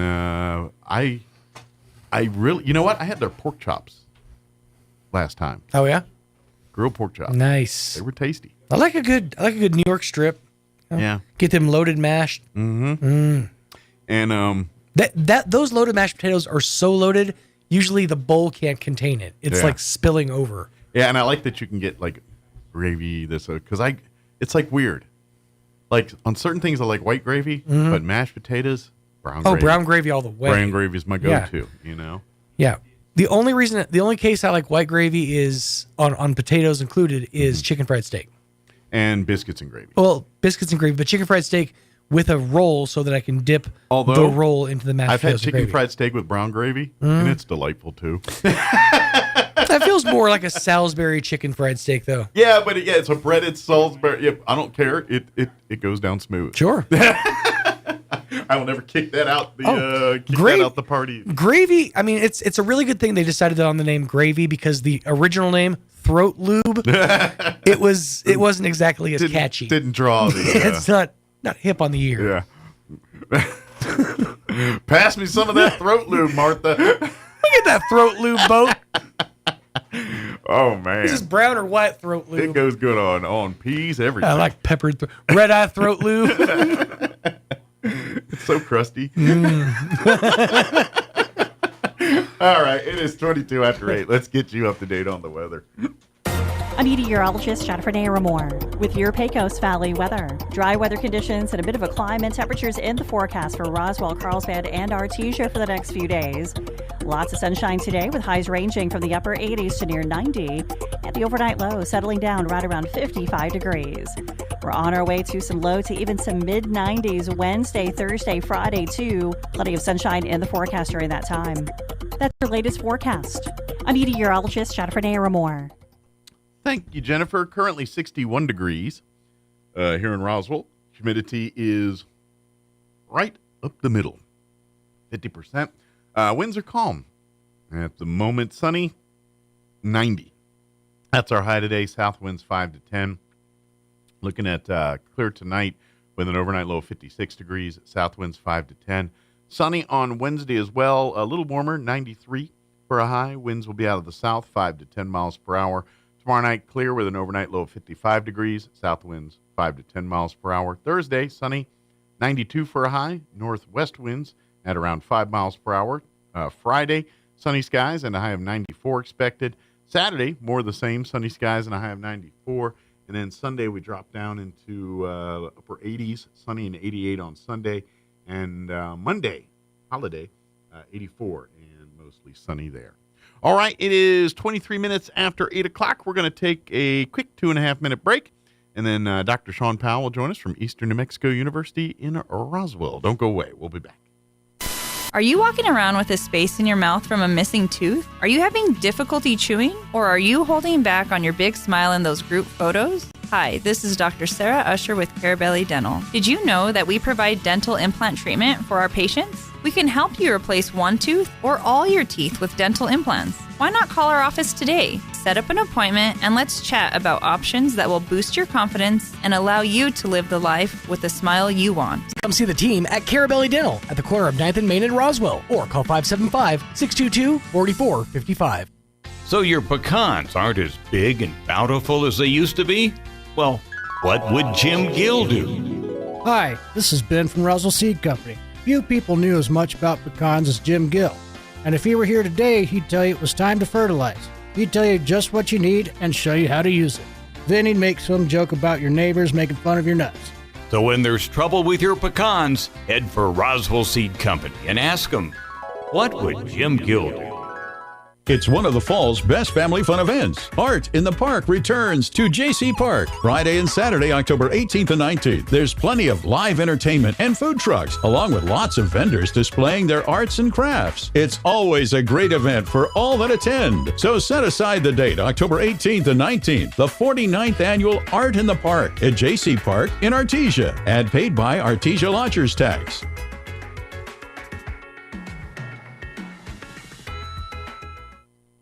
Son, get in the car. No, Dad, not your car. It smells horrid and it looks awful. I'm scared, Dad. I'm really scared. Is your old car really scary? The all-new Roswell Ford will take your scary old tray, even if you owe thousands more than it's worth. So you can drive a new Ford or quality pre-owned car, truck, or SUV for a lot less. For a limited time, get up to $6,000 in bonus cash on new Ford trucks and SUVs, or get 0% APR. Plus, we have a great selection of low-mileage, one-owner pre-owned vehicles, all in prime condition, starting at just $10,000. Don't settle for a low-quality, overpriced clunker. Buy a quality pre-owned vehicle from Roswell Ford for a lot less. Roswell Ford has partnered with the most aggressive lenders that will push to approve you today, even with bad or no credit. Lower prices, exceptional trade-in values, and a better buying experience. Get on board at Roswell Ford with new management and a whole new attitude. 821 North Main Street in beautiful Roswell, or online at roswellford.com. 0 APR for 36 months and $2,778 per thousand finance on select models. Subject to lender approval through Ford Credit. Offers not combined. Mulan has the highest kill count of any Disney character. When asked for comment, Buzz Lightyear responded, "To infinity and beyond." Here's Mike Winters. And good morning. It is 8:26, and joining us in studio this morning from Eastern New Mexico University, Roswell, President Dr. Sean Powell back with us. We got to get titles. President, Dr. Sean works fine, sir. There you go. But good morning. How are you today? Good morning. It's going well, Mike. Thank you for having me on the show today. Appreciate the chance to come and talk. Anytime. And, of course, it is a busy time of year for right now. I mean, it's always kind of busy out at ENMUR, but really a lot of shifting in things here. Of course, fall semester's full on here, and they're just getting through midterms, and they're probably going to be talking about finals here in a couple weeks before you know it. You got your second session of classes for the fall semester. They're kicking off here right about now, and of course, elections right around the corner, and so there's a lot going on the campus. And by the way, besides all that official stuff, there's always events. Like if you need resources, there's so much on campus that's offering that kind of stuff. So it's a busy time of year at the college. Yeah, this is actually midterm week, and so the second 8 weeks will be starting pretty soon, and we have a variety of classes, some computer classes, some business courses, as well as general education classes. If someone wants to get into the second 8 weeks term, I would encourage them to do that right away. Excellent. There's some advantages to this. Like if you're trying to get to a certain goal, you can take some of this and get some of it. But here's the thing. These are accelerated classes, so you're going to be doing twice the work in half the time. So you got to kind of remember that and be committed. It's like your workload will get a little heavier on these, but you get the work done in half the time. By the end of the year, you are completed that class and got your credit and ready to either graduate or move on to your next level of your education. Sure, and it's just an opportunity for some of the students who maybe didn't get enrolled early in the semester and took a little bit of time to get that done, or something else happened, and this is an opportunity for folks to come back and get those classes completed before the end of this term. Absolutely, too. Yeah, that gives you a chance. You said, and this is the great thing, again, where I talk about doing this at Eastern versus doing this at a much larger, university setting. This is so when you have these issues going on, all you got to do is raise your hand, or when the class is over, walk down the steps or down to the front of the class and talk to your professor, and they're going to help you. You don't have to make an appointment. You don't have to go through this rigmarole or, email gauntlet or whatever. Yes, everyone has set hours and things but at here at NMUR, you literally just walk in. You got a question. It's just like high school or whatever. The people that you need to talk to are accessibly easy. Whereas when you do get in a major, larger school where sometimes class size is a couple hundred people, you got to make appointments. I mean, there's but you don't get the personalization, or you don't get maybe the guidance that sometimes folks need to navigate through this stuff. And so, if you got to deal with these kinds of things, these transition, please talk to every staff member, whether they're in a financial aid office or the enrollment office or in the curriculum side of things. They're going to help you navigate to get you to wherever you're trying to go there, put you in the right place. Absolutely. And the words that you're saying ring true for everyone who's there on campus. We've got great faculty and staff members that are helping all the students reach their academic goals. I got some words yesterday, a statement from a student who was in one of our health science programs, and she was very complimentary of the program, the small class sizes, the availability of instructors. I read that message yesterday, and what you're saying is just about the paraphrase of what she put in her statement. And it makes, and for a lot of people, that's the difference between success and failure here is, especially, and it's true for everyone, because you might think, okay, that's great for younger people fresh out of high school, because in high school, you kind of have people on you, kind of don't forget, do this, and in college, especially when you get to a major university, you're expected to be an adult. No one's going to wake you up to go to class. No one's going to make sure you did your term paper. You're not going to have professors reminding you at 20, don't forget, that's not that world. But at Eastern, you kind of transition into that. Yes, they treat like an adult and everything else, but at the same time, they do remind you, yes, you're human. Where do you need help here? You don't have to do the resource. And that's the part here. And now some people, if you're self-motivated, that 4-year university, but most of us aren't built that way. Most of us, when the unknown, we kind of want resources and things. And so that's what we're talking about here. If you get lost in that world and then you get turned around and can't find resources, you get frustrated, then your chances of you giving up on that pursuit of your dream, your degree, or whatever you're going for, really diminishes. Where at Eastern, when you hit those walls, there's a million resources because you're going to hit a wall. College, if it was easy, everyone would have a college degree. There's going to be challenges. They're testing you. They're trying to make a better human out of you. And so you got to push the envelope a little bit to get that done. But when you hit those moments, there's a slew of resources where at a major university, it's a little hard to navigate and get around that. Where here, it really, like you just said with that testimonial, there are so many things when you have those moments of struggle because that's going to happen. This is where success happens. You get through that. Next thing you know, the struggle turns into a triumph, which turns into confidence, which makes you, guess what, a better overall person and ready to handle what the next thing it hits you with. So that's what it's about. Well, and we have so many services set up to assist students reach their goals, whether it's a writing lab or a math lab. We've got a veterans center set up. We've got a food pantry. We've got academic advising. There's online 24-hour a day, 7-day a week, access to behavioral health and healthcare programs through our Timely Care app. And so students have a lot of variety and opportunities for success in addition to talking with their instructors. Absolutely. And all of this working around your life schedule, whether you're a devoted full-time student or you're working full-time and then taking classes in the evenings or whenever, or, or a retiree that, you're just taking a part-time class. But you know what I mean? Whatever that pursuit is, they've got you covered that way, and that's why I highly recommend and since the state of New Mexico a half dozen years ago or so lined up the curriculum, so every major university in the state of New Mexico, you take English 101 at ENMUR, it's the exact same class if you took it at UNM or Highlands or wherever you went to college in the state of New Mexico, it's the same. And that works well. So you said, you know what, I'm gonna get my associate's degree here at ENMUR, and then I'm gonna go transfer up to UNM to be a doctor or whatever it is you're gonna do. And guess what? You don't lose 0 credits. It's a seamless transition from one to the other. And guess what? It's thousands of dollars cheaper when you got that first half down here versus getting it all up there at UNM. Absolutely. That's why I say, why would you? Why would you do that if you can literally do the same thing, the same quality, probably, and like I said, more amenities personally at half the price? Why? I'm not a math wizard. I'm not, but the logic there. Crack that logic. I can't find a crack there.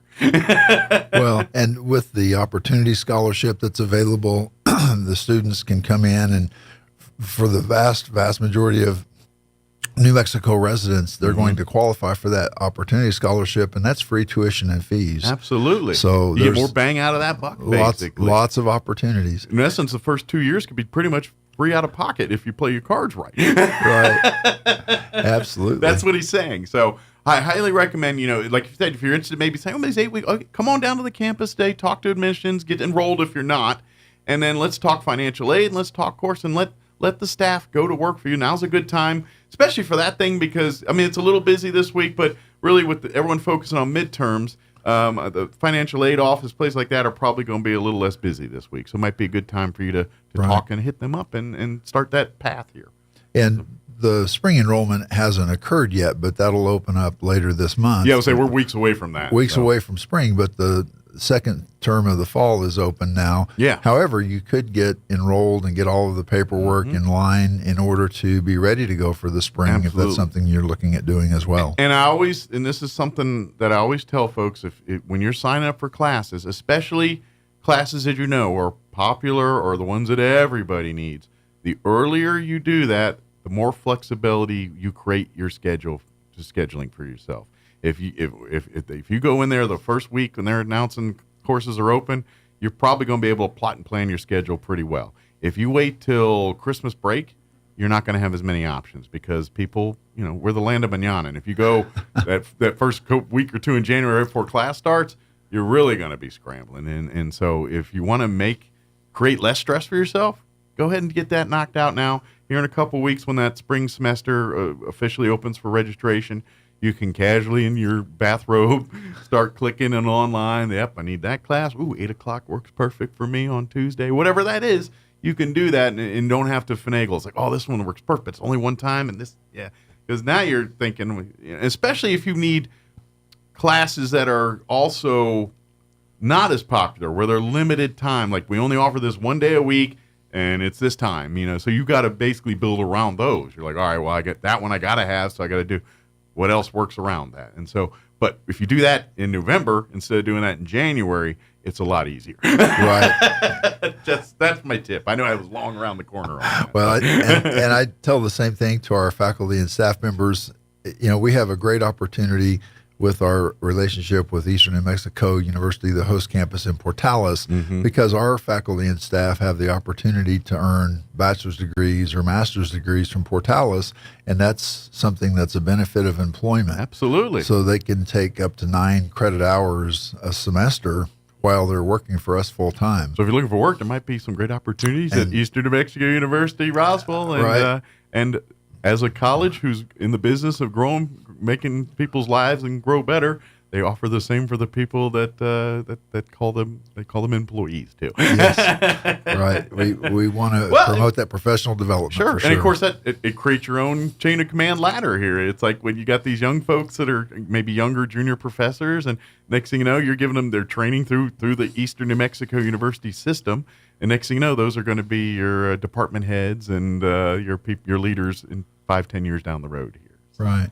It's kind of nice. You're building from within.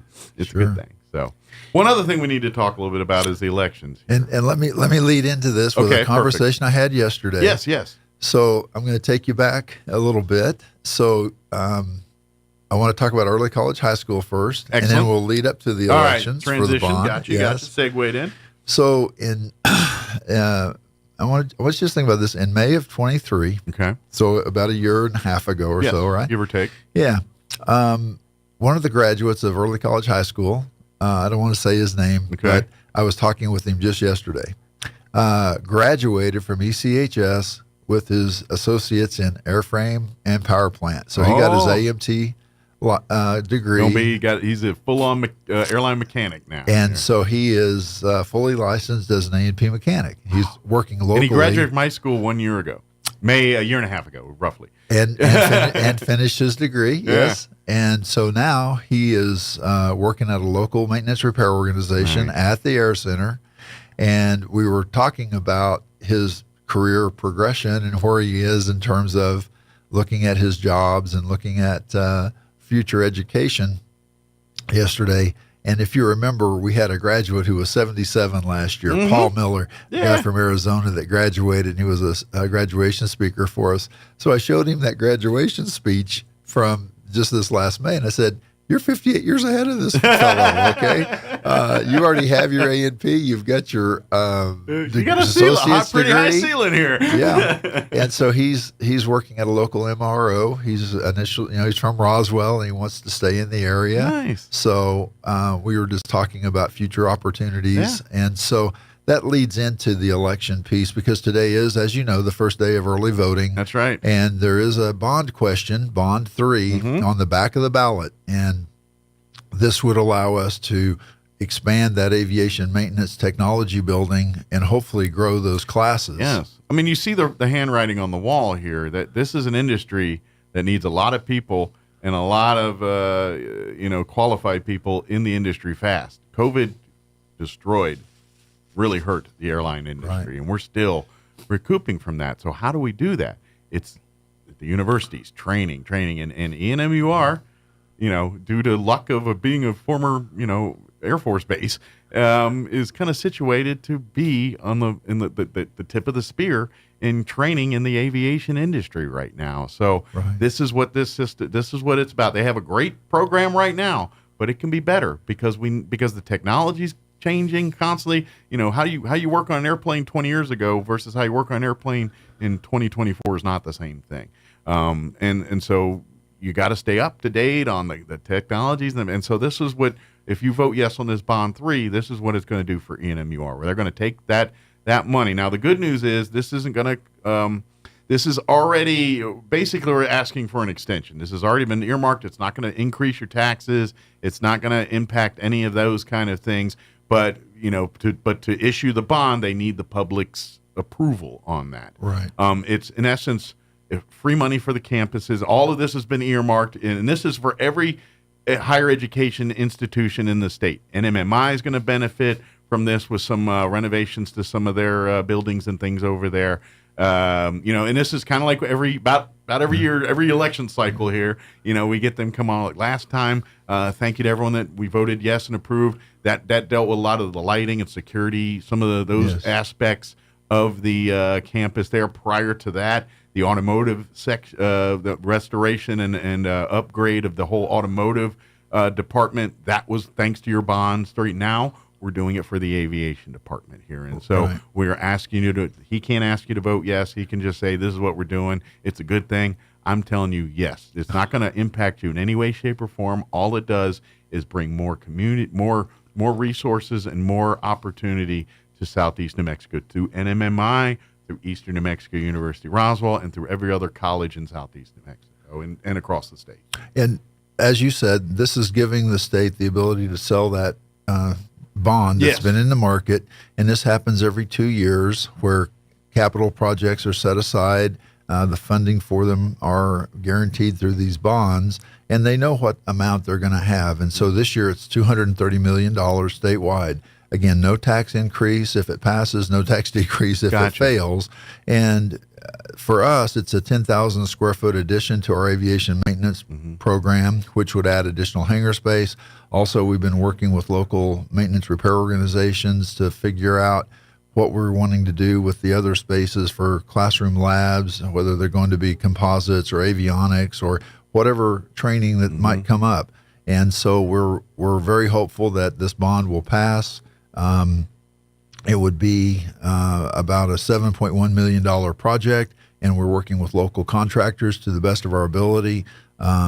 Wade Construction, for example, is going to be on campus pretty soon on that nurse expansion that we've talked about in the past, and that's going to be going on with the Reno Air Races happening. I know there's a group from Roswell out there now in Reno during the event that's going on out there. Matter of fact, I just saw yesterday they released the dates for September for the actual Reno Air Races, and I think their tickets are all of that set in motion like yesterday. So So there's some bigger and better things coming there too. And I saw a heat map. You talk about the tickets for Reno.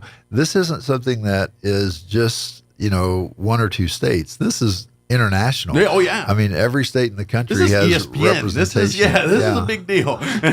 So the city's working hard to make sure the Air Center is ready to receive them. We're working on the campus with them to make sure that our facilities are ready to go.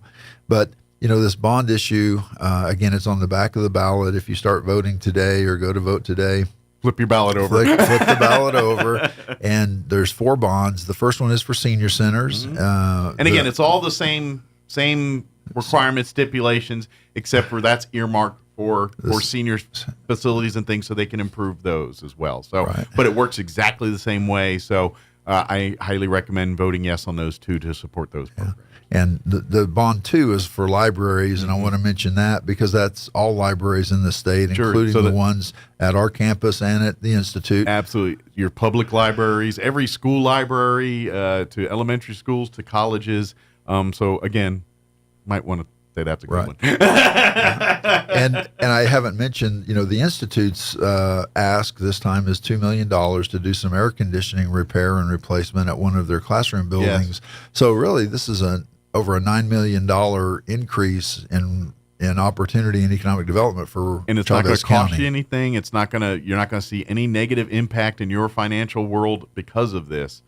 But the state needs your permission to go ahead and do this. So that's why we're asking you, please turn your ballot over, vote yes on these, because really, and I'm telling you right now, some institutions, this is going to be a big, yes, NMUR would really like this, and it's going to be a great benefit. But let's face it, they're not going to have to close the doors if they vote no on this thing.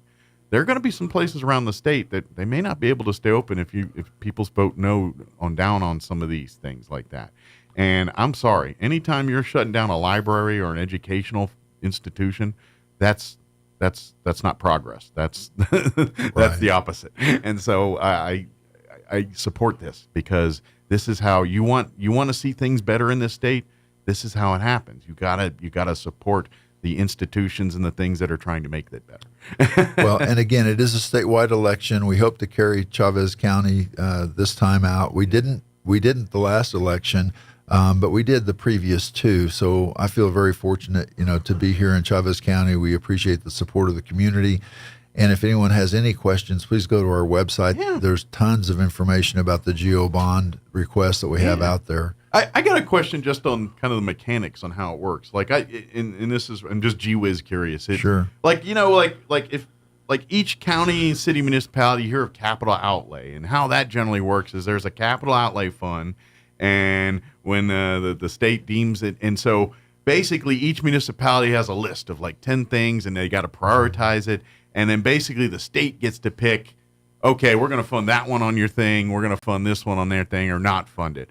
For this one, how does it work that way? Do you have to give them a list of projects you want to do and they pick it, or do they say you've got X amount of dollars, do it whether you want with it, or do you say this is what we want to do, I need $5 million? How does that work? So as you can imagine, there is some government involvement with this. I would imagine, yes. And so what happens is each of the institutions of higher ed have a facility master plan. Okay. And that plan lays out the priorities for the next 5 or so years. We just revised ours, and we have the current master plan for 2025 to 2030. Mm-hmm. This particular addition to the aviation maintenance hangar was first put on our list when we developed the 2020 to 2025 facility master plan. So we've been talking about this since 2019. Sure. But is that something you have to submit to the state, or is that just in-house stuff? So what happens is last summer in 23, so in the odd summer years, we make a proposal to the Higher Education Capital Outlay Committee. This is going to sound very boring, so hopefully I won't put anybody to sleep. But I am, because G was curious the other day, because I know there's a system, but how does that one work? So in the summer of the odd years, then like last summer, we proposed 2 projects. Okay. And we prioritize them, and we say, we would like to have the aviation maintenance technology building expansion be our number 1 priority. Our number 2 priority is another project. So it's a little capital outlay list in that way. And so then the higher education department reviews it, and then sometime in October of that year, so a year ago, they put it on the list, and they showed us which one they were choosing. Well, then it has to go through the legislature to be on the list. So it is a whole rigmarole. And then so this was proposed. These projects were proposed in the summer of 23. They went to the legislature in 24 to be on the list next month. And right now and through next month. So in theory, yours probably already the master plan where we're trying to submit through the process for the next bond. Right. What project you want to fund and with that next bond. So really that's kind of interesting. You guys really have to be 6 years ahead or 4 years ahead of that, in terms of trying to get the funding for it. Well, we have a 5-year plan on our campus, and we look at that, and we shared it with campus just a couple of weeks ago, and we're also getting some feedback on priorities, because those are the kinds of things we're looking at. What are we going to be presenting next summer? Because this is an ongoing process every 2 years, and that's the reality of this is this $9 million is available right now in this time frame. If it doesn't pass statewide, well, it's not going to be available, and it moves everything up 2 more years, and it pushes everything else down the road. So it does throw years. a wrench in the works if you vote no on these things here, and so that's why yourself and the superintendent over at NMMI, that's why you guys really do hitting all the civics luncheons and everything on every week, because we need to stress the importance of this. This money is really. This is how this campus grows. This is how, think about just by you voting yes, you can really set the table for NMUR almost like this. This is a big one. This maintenance one, because the juice here is so, the squeeze that could potentially come from this is so, this is the kind of stuff that sets NMUR up as being like the resource. We think of, one of the best nursing programs in the state, NMUR. People know that. That's universal. The same thing's about to happen to aviation maintenance, and NMUR is going to turn into the authority in the state. And by you voting yes on this bond, that's going to set the table for that to happen. And that's really what we're doing. Again, I appreciate those words and the support. We're hopeful that the project will pass, and then we'll be able to expand that program. And again, at the Institute, they're looking to replace 40-year-old air conditioning that they can't get parts for any longer. Well, and they have different, but also the same. Like your buildings aren't exactly the new. There's some of those are World War II era buildings, and so, but let's face it, the buildings over at NIMI, they're like, oh yeah, World War II home of beer. I got some beer. Mine got a few that've been about 50, 60 more years in front of that one. Absolutely. And so these are historical buildings, and historical buildings are picky, persnickety, and you gotta treat them right. You gotta maintenance the same way, and so NMMI does have a unique perspective of their own. Not only they're educating, they're preserving history there a little bit. So some of their stuff. It does both. It's to ensure the next generation of cadets have the latest technology, but at the same time preserving the history that comes with that facility. And as you mentioned, all of their buildings are on the historical register, so that brings in and of itself some complications because they can't change the outside facade too much. Yeah, exactly. They're kind of because of those rules that for historic buildings, right? It is that thing, but this keeps them in compliance and things. But unfortunately, it generally does cost more money to renovate or upgrade a facility at NMMI because of that historic caveat that comes with that. Right. It's a good thing.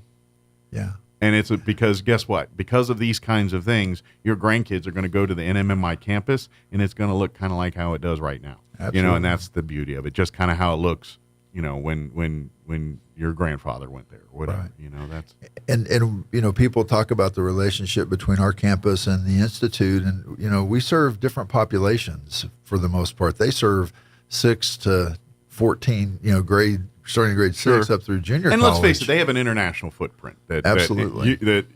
I'm sorry, you don't have slews of students from China or some Polynesian country, enough to where they can have clubs and things like that at the campus. They have a bigger footprint that way. Absolutely. Well, and that just reminds me, there are a couple of things coming up. So we will have our Veterans Day observation on our campus November 6th. Excellent. We're going to do it early because NIMI will have their breakfast on the 11th. You don't want to compete. There's other school district opportunities and observations going on that day. No one wants to miss the NMMI breakfast. Like you guys would be like, we're going to breakfast over at NMMI. Right. So we want to work it so everybody gets to do all of the things. But the superintendent, General McBurnett, is going to be our guest speaker at our observation on the 6th. Very good. So matter of fact, I just got some stuff from them here. We might be having the superintendent on the radio here. Now he's got settled in. I think he wants to kind of meet the public here. Right. So I imagine we'll be talking to him here soon. But you don't have to wait till then. Come out on November 6th for the veterans observation. Because you can't really say celebration. That's not really the right word. But yeah, honoring our vets. Yes. And it'll be at 11 o'clock in our ITC Commons area on that November 6th. And by the way, veterans, they have resources for veterans too out there. They have student pantries for all students, but they've got similar things for just veterans too out there too as well. So please, if you are in need of those, or if you have a buddy or a family that's in need of that, don't hesitate to point them out to that. Yeah. And of course, don't forget also too, we have a very fine American Legion post and VFW post and some veterans here that look out for veterans too. So reach out. There's a lot of people in this community that are ready and willing and wanting to help veterans in need. So. Absolutely. Good deal. What else? Did we get it all? I think we've covered most of the topics I know today. it's a lot, and then when we get here and there, but yeah, like I said, it's a busy time right now. So if you want to sign up here for the second 8-week part of the fall semester here, you're behind the 8 ball. Now's the time to do it. Registration's going because they're about to start classes here ASAP here. So if you want to do it, you need to get down to the campus and get that ball rolling right now. But if you're signed up for spring semester here, you can start getting registered if you're not. But here in about 2 weeks or so, you'll be able to get online and start registering for classes and doing all that good stuff here. But if you're not registered, now's a good time to do that and get your financial aid locked up and things. And, of course, any resources, questions you have, anything, what you're looking for, give the campus a call or come on down or go to roswell.enmu.edu and find it there online. If you're a Facebook user, there's several Facebook pages through ENMUR I invite you to follow. I know from time to time that's your platform to kind of have your talks and kind of talk to people about things around the campus. That's a good thing to lock into, and so you can kind of stay abreast of what's going on. And that way you just stay plugged in. And obviously, if you're a student, please reach out. Whether you go at night or whatever, that campus is for you. Come in and see the campus. I know, people's lives are busy. And so, it's like, I go to campus, but I'm there once a week, and I'm there from this time to this time, and you don't stop to smell the roses and see all the other cool stuff on the campus. So if you get the chance, I highly recommend you do it. You'll be like, dang, I didn't realize I had all these cool things available to me. Right. Lots of different programs for sure. But absolutely. Again, I appreciate the opportunity to be here today and hope the rest of your day goes well. And again, today's the first day of early voting. Get out and vote, and please vote. I'm saying it, vote yes on Bond 3, and for that matter, all the other bonds on the back of the ballot there, too. Thank you, Dr. Powell. Thank you. We'll see you here next time. Okay, appreciate it. All right, it is 8:57. Let's take a quick commercial break to pay bills and for lunch before news. Don't go away. Here in Roswell, we work hard for our money. That's why it's important to spend our money wisely.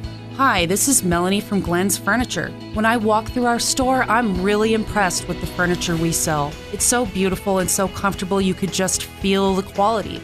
This is furniture you'll be proud of for years to come. Furniture that your family will enjoy every day. Furniture that will last and last. Get the most from your hard-earned money. Come see us at Glenn's Furniture, where delivery is free since 1953. The Nightmare Before Christmas sales event is on now at Roswell Honda with scary good savings across the lot and a whole lot of spooky fun for everyone. Get as low as 1.9% APR on Accords, 2.9% APR on Pilots, and lease the all-new all-electric Honda Prologue for just $399 a month and zero do-it signing. And with purchase, pop the trunk of treats for lots of awesome prizes, including a $100 gift card, a 40-inch TV, or a giant bag of candy. And Roswell Honda will donate $50 from every vehicle sold to the Chaves County Cancer Fund. Scare up the savings during the Nightmare Before Christmas sales event at Roswell Honda, 2177 West 2nd. Attention high school students and parents. Now is the time to make your plans to come visit the friendliest place on the High Plains, Eastern New Mexico University. ENMU is hosting our annual Open House Preview Day on Saturday, October 26. Come learn about scholarships, discover majors, talk with current students and faculty, and win some great prizes. Sign up today at www.enmu.edu/openhouse. Eastern New Mexico University. Student success. That's what we're about. It's time for the Chaves County Sports Report. We got volleyball action going on tonight, including the Goddard Rockets going down to Carlsbad for a game. Carlsbad is 7-8, Goddard 7-7, and the Rockets will get that going at 6 o'clock this evening. Over the weekend, Goddard did defeat Portales 3-1 on Saturday, but lost 3-0 to St. Pius. This is tournament action. Also beat Artesia Friday in a sweep. So there are some encouraging signs for the Rockets. Meanwhile, Roswell is 14-1. They won't play until Thursday when they host Goddard. Roswell on Saturday beat Gadsden 3-1. Also today, you've got Dexter playing at Mescalero. Dexter's 13-2. It's a season district opener actually for Hagerman hosting Eunice. That happens this afternoon, 5:30. The Sports Report brought to you by DSI. Call DSI for all your office technology needs. I'm Eric Butler at Roswell's Talk FM 106.5. Your home for Kim Commando in Roswell. 106.5 Roswell's Talk FM, KEND, Roswell, New Mexico. Hurricane Center's Jamie Rome says Milton is a Category 4 storm headed toward Florida's west coast. Its sights set on the Tampa Bay area. We are predicting 10 to 15 feet of storm surge. Put that in perspective, I'm 6 feet tall. That's more than 2 of me high. And if this is realized, that is more surge than was experienced during Helene. So to sort of put that in perspective. And Florida Governor Ron DeSantis says if Hurricane Helene was a lesson in how bad storm surge can be, Milton will be worse. Almost entire west coast of the Florida Peninsula has the potential to have really significant storm surge. And when you're talking about 10 to 15 feet, that's obviously major, but we saw what even 4 feet did. Many of the areas expected to be hit by Milton are still reeling in the aftermath of Hurricane Helene less than 2 weeks ago. The U.S. Supreme Court hearing a challenge today on a Biden administration regulation concerning hard-to-trace ghost guns. Ghost guns are weapons that are difficult to trace because they don't have serial numbers, and they can be sold online in a kit and assembled into a functioning weapon in less than 30 minutes. An executive action by President Joe Biden requires companies to add serial numbers to those gun kits, run background checks on buyers, and verify they're at least 21 years old. And that's correspondent Donna Warder reporting. Georgia's Supreme Court reinstating for the time being the state's ban on abortion after roughly 6 weeks of pregnancy. On Wall Street this morning, stocks have turned positive now, with the Dow up 44 points, the Nasdaq Composite Index ahead 228, and the S&P is up 45 points. More on these stories at townhall.com. Donald Trump's indictment proves that saving America is not going to be easy. There are entrenched powers that are fighting this with everything they've got. They want to keep control over the country, the narrative, and the nation's money supply. Hi, I'm Lance Wallnau. I'm a news analyst, a Christian author, an evangelical leader. I speak to millions of people every week, people just like you. You see, what the elites are doing is using inflation and government handouts and now central bank digital currencies to determine how they're going to control America. And that's why I recommend all Christians start a gold IRA from the Birch Gold Group. Because physical precious metals are one of the few ways you can maintain control over your own savings. To get a free info kit on gold IRAs, text the word faith to 989898. Birch Gold Group is the only gold company I trust. Get their free info kit and you'll see why a gold IRA can help you. There are no strings attached. Text the word faith to 989898 and you're going to be blessed by taking action right now. The Israelis continue to decimate their terrorist foes. The Israeli military says it has killed a senior Hezbollah commander in a strike on Beirut a day after the one-year anniversary of the October 7th attack was marked by mourning and demonstrations. The military says the strike killed Suhail Husseini, who it says was responsible for overseeing logistics, budget and management of the militant group. Palestinian militants in Gaza fired a barrage of rockets into Israel on Monday, underscoring the militants' resilience in the face of a devastating Israeli offensive in Gaza that's killed over 40,000 Palestinians, according to local media officials, destroyed large areas and displaced around 90% of the population. I'm Charles de Ledesma. And Hezbollah's acting leader says even more Israelis will be displaced as the terrorist group extends its rocket fire deeper into Israel. He says Hezbollah's capabilities are still intact despite weeks of heavy airstrikes. News and analysis at townhall.com. It's another burden for North Carolina residents reeling from Hurricane Helene. A hearing has started in North Carolina over the insurance industry's request to raise homeowner premium rates by more than 42% on average. A top lieutenant for Insurance Commissioner Mike Causey began hearing what's expected to be multiple weeks of testimony and evidence on Monday. Any decision would likely come before year's end. An industry attorney says inflation and more storms require rate increases to ensure claims are covered and companies get a fair profit. Keith Peters reporting. Authorities in Oregon say they have removed another 302 people from the state's voter rolls after determining they did not provide proof of citizenship when they were registered to vote. This is just the latest revelation of improper voter registrations stemming from clerical errors at the state's DMV. More on these stories at townhall.com.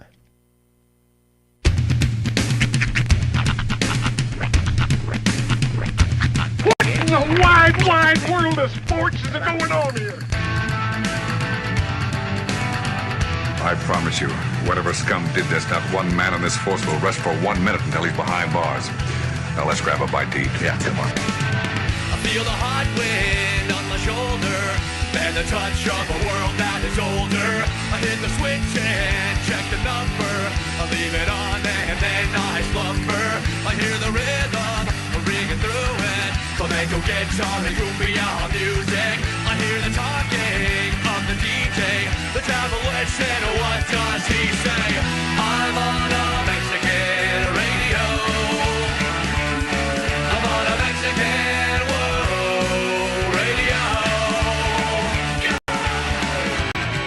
Broadcasting live from high atop the J.P. White Building in downtown Roswell, New Mexico.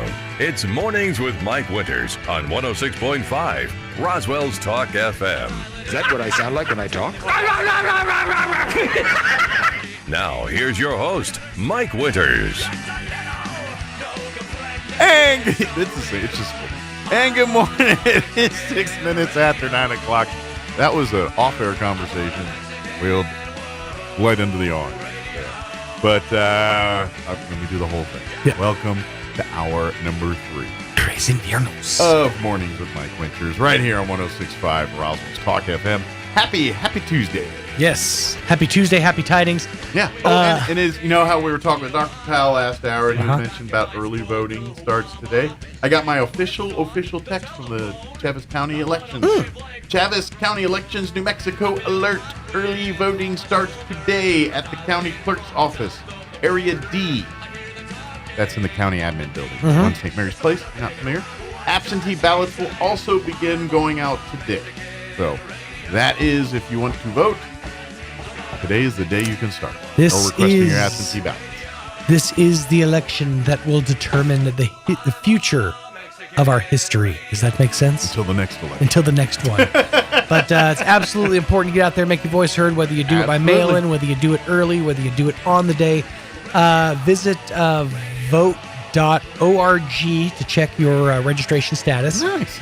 There are sweeps that happen sometimes, and old registrations that haven't been necessarily utilized in the past. I believe if you go to the New Mexico clerk's office, too, you can not only go there and see your voter status, but you can see your voter history in the state of New Mexico. Yep. Everyone you voted for, what precincts, what districts you are in, all that good stuff. Yeah, take a trip down memory lane and be like, oh my God, I voted for Dukakis? Say, mine won't go because I have some Maryland voting history of mine. So my early voting was in Maryland. That was one of my favorite memories from childhood. Is on the back bumper of my dad's Ford Ranger XLT. He had a Raucous Dukakis sticker. Wow. It wasn't his. He bought it like that. I was about to say, I didn't think your dad was a Dukakis dude. Oh, very much not. He hated it. He hated it, but you could never see. Was it the tank? You could never scrape it up. It was on that that chrome bumper on the back. Why didn't he just throw another sticker over it? Eventually, I think he did. It was like eventually, I think he put like a Bush. Unfortunately, he couldn't have any My Son's an Honor Roll student stickers to put on there. None of those ended up on that bumper, that one. No, none of those. Although, I remember, speaking of this thing real quick, and now I'm not bothered by it. But at the time of my life, this irked me a little bit. I got Eagle Scout. I was 17 years old. Okay. I got me Eagle Scout. And sure enough, my dad put on the bumper, proud son, parent of an Eagle Scout. And I'm like, I know he's proud and he's happy, but that's me. And this was in a time of your life that you cared about your image and things. And when you're trying to be cool, Eagle Scout at that time was not considered.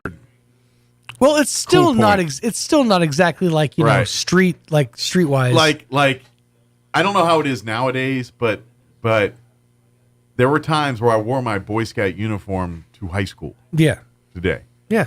And this was in the late 80s, 88, 89 time frame. And let's just say people weren't, you're cool, dude. No. What ends up happening is everybody plays the game of who's going to beat up the kid in the neckerchief. Fortunately, I'm a slick talker, so I can avoid physical. Right. And I can usually shut people down with my mouth. Do tell. You got to peel a few more onion layers to get to that part, buddy. You're going to have to subscribe to my Patreon to get that access. But so the bumper sticker on the car was at least to say advertising something I wasn't really wanting to openly advertise. It was commonly known. I don't want to give people a reminder to give me crap about it. Right. You know what I mean? It's not that I'm not proud. I'm proud of it and everything else. But at the same time, I don't want to walk down the high school thing and, Hey guys, Yeah. how's everybody doing? Getting the kick me sign on Good the to back. see ya. Yeah, you know what I'm saying. It's a lateral lisp, okay? I was born this way. You know, I'm not for bullying, but I don't want to make it easy on him either. You know what I'm saying? I'm not saying that we should bully. I'm just saying maybe we shouldn't bully. Mammo. Maybe we shouldn't bully less. Does that make sense? Or make it Maybe- or make yourself just so bullyable. That's all I'm saying. I feel like the most of our adversity and most of our like ability to adapt and to deal with situations came from being relentlessly bullied as a kid. Oh yeah. So I worry that there may be like a bit of a and this is just it. Like, yes, bullies are bad and all that. Sure. And this is gonna blow up my face, but no, I'm the same way. But there is kind of a flow in the pattern of life.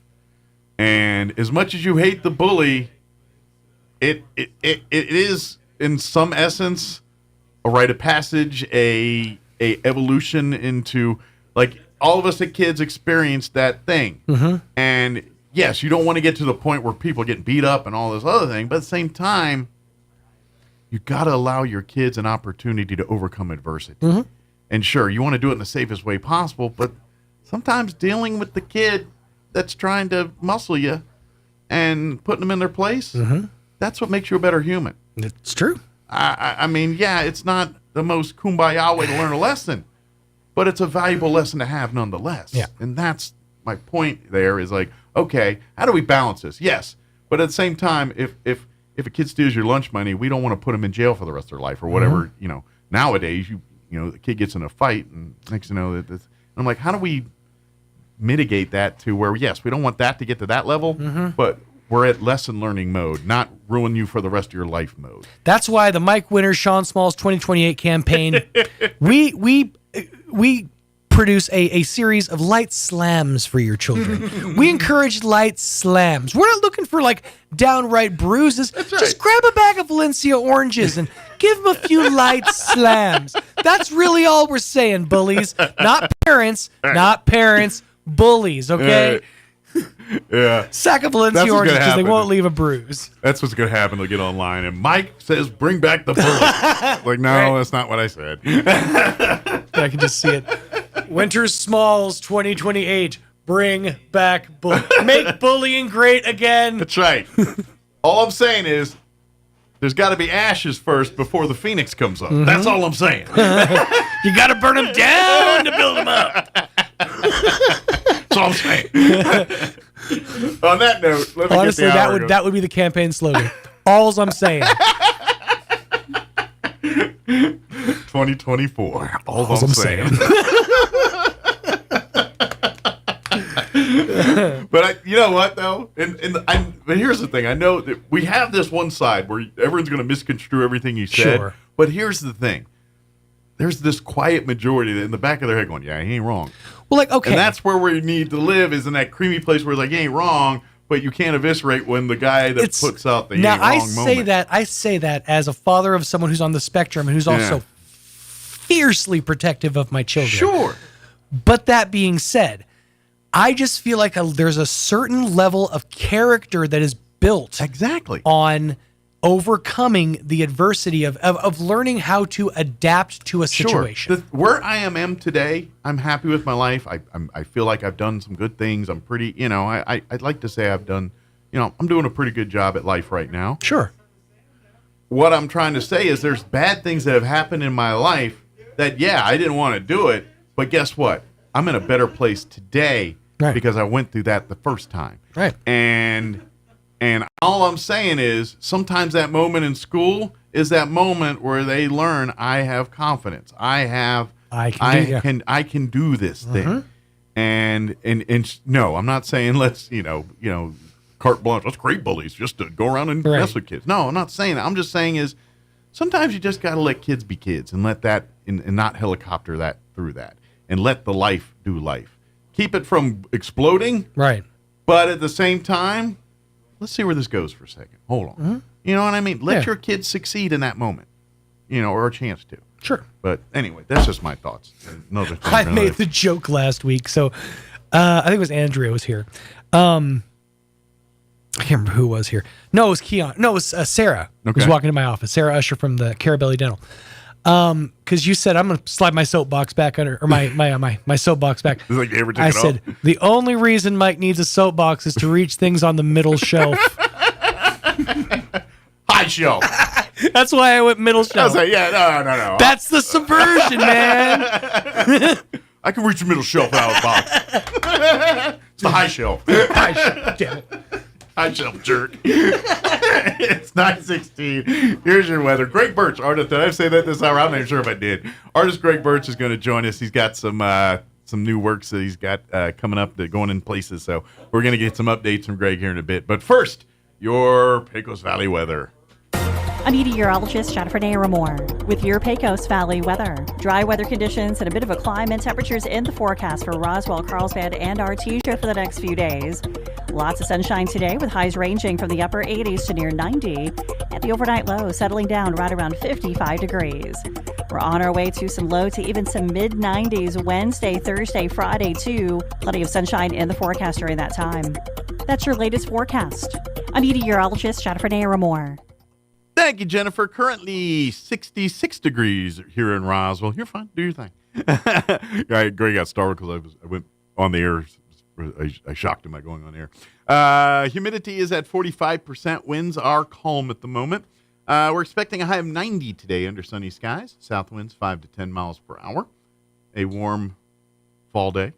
Mostly clear with an overnight low of 56 tonight. Winds will be out of the south 5 to 10 miles per hour. A little warmer tomorrow. Wednesday, sunny and 93 for a high tomorrow. Winds will be out of the south, 5 to 10 miles per hour. Tomorrow night, skies will be clear with an overnight low of 55 degrees. South winds 5 to 10 miles per hour. Thursday, sunny and 92. Northwest winds at around 5 miles per hour. Friday, sunny and also a high of 90. Oh, I'm sorry. Actually, they bump up to 94 on Friday. Saturday, also sunny and 94. And then Sunday, cooling off into the upper 80s. 88 for a high on Sunday. And Monday, which used to be Columbus Day. Is it still Columbus Day or is it Indigenous Peoples Day? Whatever that day is on Monday, 84. Like it says Columbus Day on my weather report, but like I don't know if that's still the holiday or is it now Indigenous or is it I don't know. Monday, it's going to be 84. All the kids go to school during that day here because they get the week off for Fair Day usually before. So it's never really a school holiday, but I don't think it's technically Columbus Day anymore. I'm not up on my what's racist weekly. 9:18. We're gonna take a quick commercial break. Then artist Greg Birch is gonna get us an update on what he's got going on. Don't go away. You're listening to Mornings with Mike Winters. Son, get in the car. No, Dad, not your car. It smells horrid and it looks awful. I'm scared, Dad. I'm really scared. Is your old car really scary? The all-new Roswell Ford will take your scary old tray, even if you owe thousands more than it's worth. So you can drive a new Ford or quality pre-owned car, truck, or SUV for a lot less. For a limited time, get up to $6,000 in bonus cash on new Ford trucks and SUVs, or get 0% APR. Plus, we have a great selection of low-mileage, one-owner pre-owned vehicles, all in prime condition, starting at just $10,000. Don't settle for a low-quality, overpriced clunker. Buy a quality pre-owned vehicle from Roswell Ford for a lot less. Roswell Ford has partnered with the most aggressive lenders that will push to approve you today, even with bad or no credit. Lower prices, exceptional trade-in values, and a better buying experience. Get on board at Roswell Ford with new management and a whole new attitude. 821 North Main Street in beautiful Roswell, or online at roswellford.com. 0 APR for 36 months and $27.78 per thousand finance on select models. Subject to lender approval through Ford Credit. Offers not combined.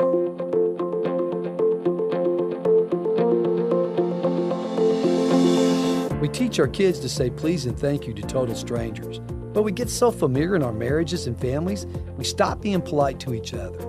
Hi, this is Pastor Troy and my wife, Miss Julie Smotherman, for the Joy of Marriage. In the love chapter of 1 Corinthians 13, it says that love is patient and kind. Love is not jealous or boastful or proud or rude. We emphasize being polite to each other in our family, which promotes an attitude of respect and brings peace in our home. Remember your manners with the person you love the most. Appreciate the things they do for you and let them know. Being polite to each other can help you avoid conflict. Let's be polite to strangers, but let's not give our best to the people we don't live with. Let's give our best to each other. If you have any questions or would like further information about the Joy of Marriage Ministry, please go to jomconference.com. Roswell Livestock and Farm Supply is your one-stop shop for farm and ranch supplies in southeastern New Mexico, with a friendly, knowledgeable team that can help you find the answer to your problems. With brands you know, including Preferred, Pearson, Purina, High Pro Feeds, Ariat, Wrangler, Cinch, Justin Boots, and more. Roswell Livestock and Farm Supply is a proud supporter of area sports, 4-H, FFA, and the farmers and ranchers of tomorrow. Roswell Livestock and Farm Supply, 1105 East 2nd, celebrating being family-owned and operated for 50 years. Your fingernails grow faster on your dominant hand. Not sure which is your dominant hand? Just wait. You'll nail it. Here's Mike Winters. And good morning. It is 21 minutes after 9 o'clock, and joining us in studio this morning, artist Greg Birch back with us. I almost slipped that one out. Yeah. That was Greg Birch back with us. It's been a long day. Batman. Yeah. How you doing, Greg? I'm doing good. How about you? Doing good. Looking good. A slimmer Greg Birch. Like I was about to say, we have I say half of Greg Birch is here today. So no, I'm just kidding. He's looking great, man. He's looking slim and trim and lean, mean fight machine. So, I'm telling you. Good deal. Got to. But that doesn't stop him from, throwing paint on canvas at 3 a.m. That's what he does. So. Nope. Been up for 70 hours straight now. Yeah, I'm about to say, when do you sleep? Man. Yeah, I'm at the point when I'm dead. I can do it.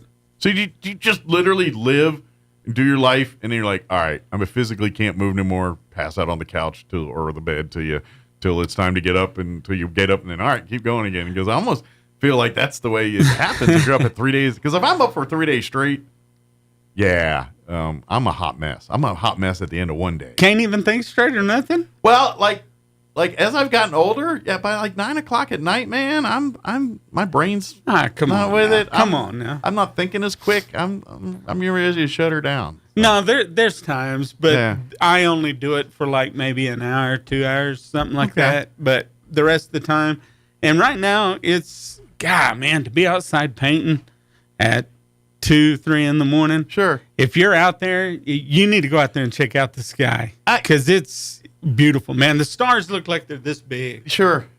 I mean, they're cool. That's something. It just spawned a question that I never really thought to ask until just now, was because for folks who don't know, if you've never heard any of our previous conversation with Greg will paint anything. I mean, Greg, his niche, I think his jam, you could kind of say, is you love to kind of recreate history. Buildings and places that really aren't existing anymore or aren't existing in the way that that history has occurred at these places.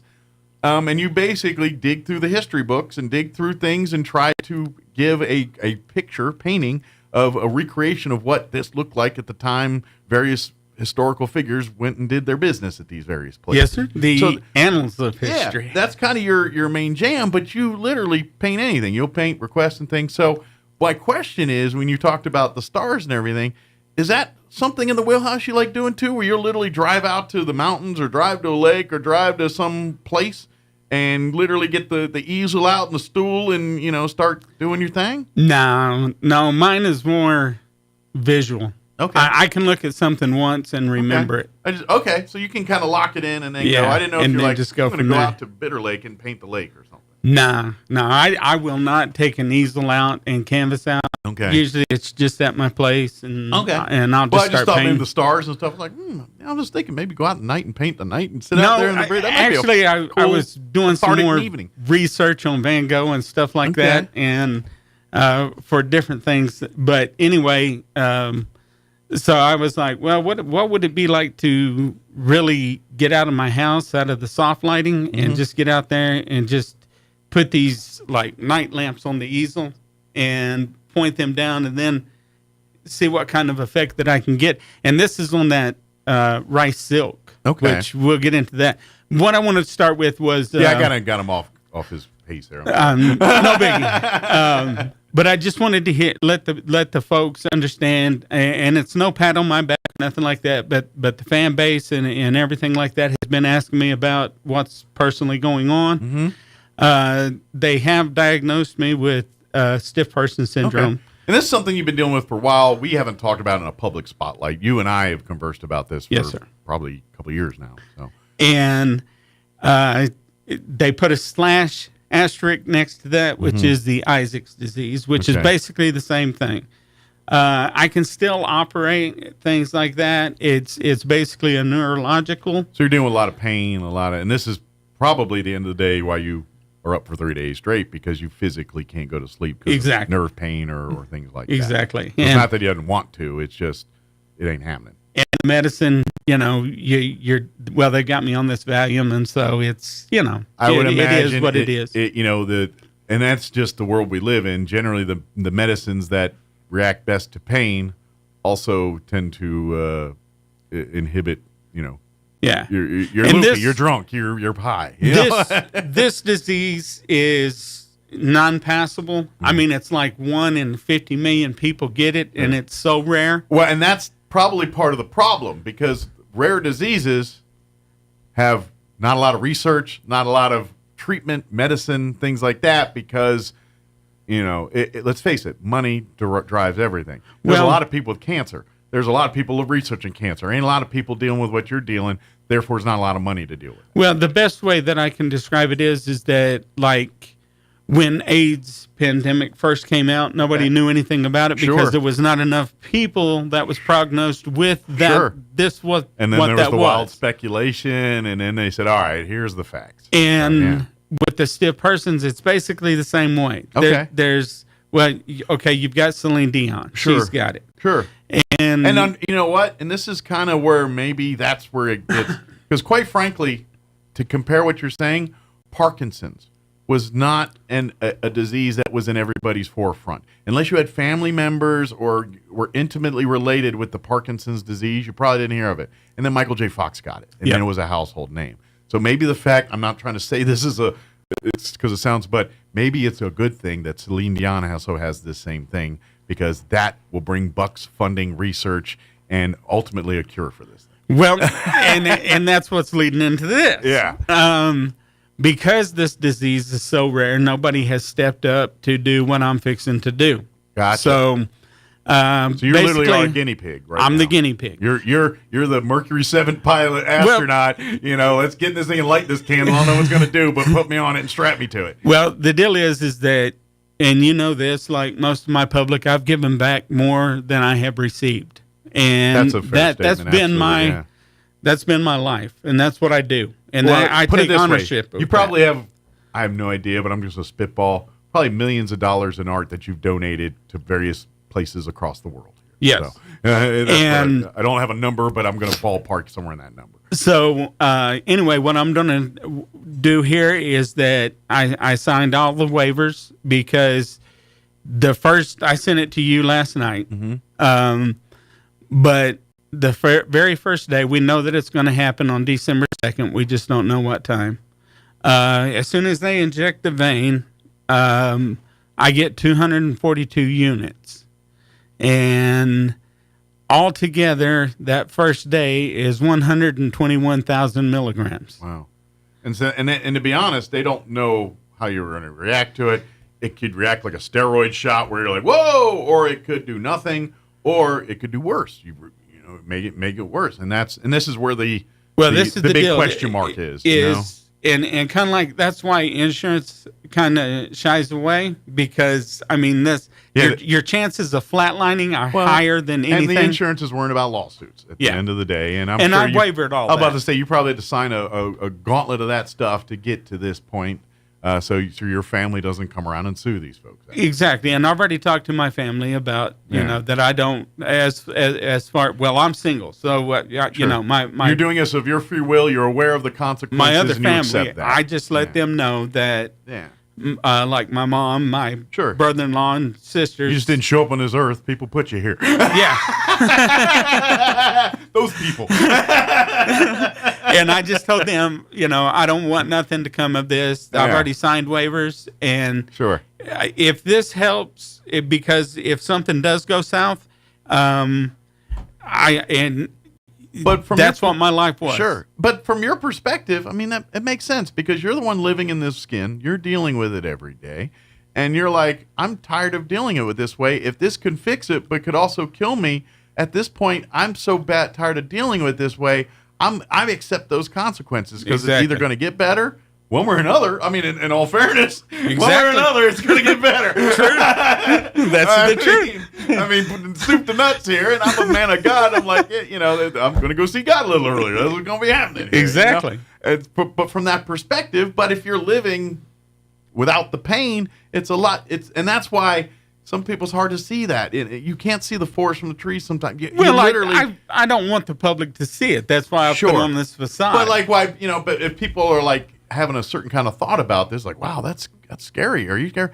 But I was like, unless you walk in those shoes, you don't get it. Unless you live it, because I'm not trying to create this torture scenario, but I'm going to guess if you're not sleeping for 3 days, there's agony, there's frustration, there's a whole sea of emotions. Oh, there ain't no going frustration. On. And let's face it, the more you lack your sleep, the more irrational the thoughts get. You know what I'm saying? Like, as you get lack of sleep and more frustrated, things that seem crazy at the beginning don't. And so you don't want to live like that anymore. And so it makes sense to me. But I'm not a frustrating kind of guy. Sure. I don't get frustrated. But you know what I mean? Like, I could see, it when you're constantly in pain or constantly in agony, that messes with their mental health. I don't care who you are or how strong you are. It's going to impact that. You learn like anybody with any kind of ailment. You learn how to deal with get through it. Sure. You know when your time to sleep is, and then you know how long you can sleep. But I also say there's days where you're like, why? I'm so tired of this. Why am I dealing with this? I just want to get up and do it like a normal person. You know what I mean? And so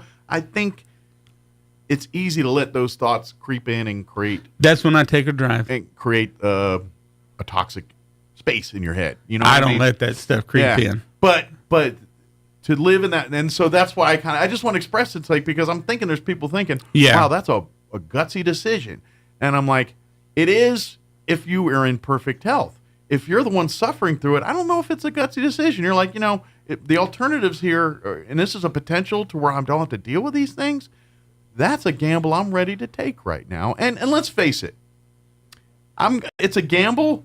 There's been a ton of research. They've got a pretty good idea what's going. Well, but they just can't guarantee it. You know what I mean? They've treated for people that's got like Tourette's. Sure. They haven't explored it from this angle. Because this is such a rare disease that there's been no research on this. They don't know what's going to happen here. Sure. I mean, 120. I guess there's not animals or whatever to test it on per se. Well, how do you put stiff persons in? Because they don't even know what they're looking for. But they can hypothesize based on the results they're seeing from other afflictions that they do, and said, you know what, the patterns, the things, we think this will also help this.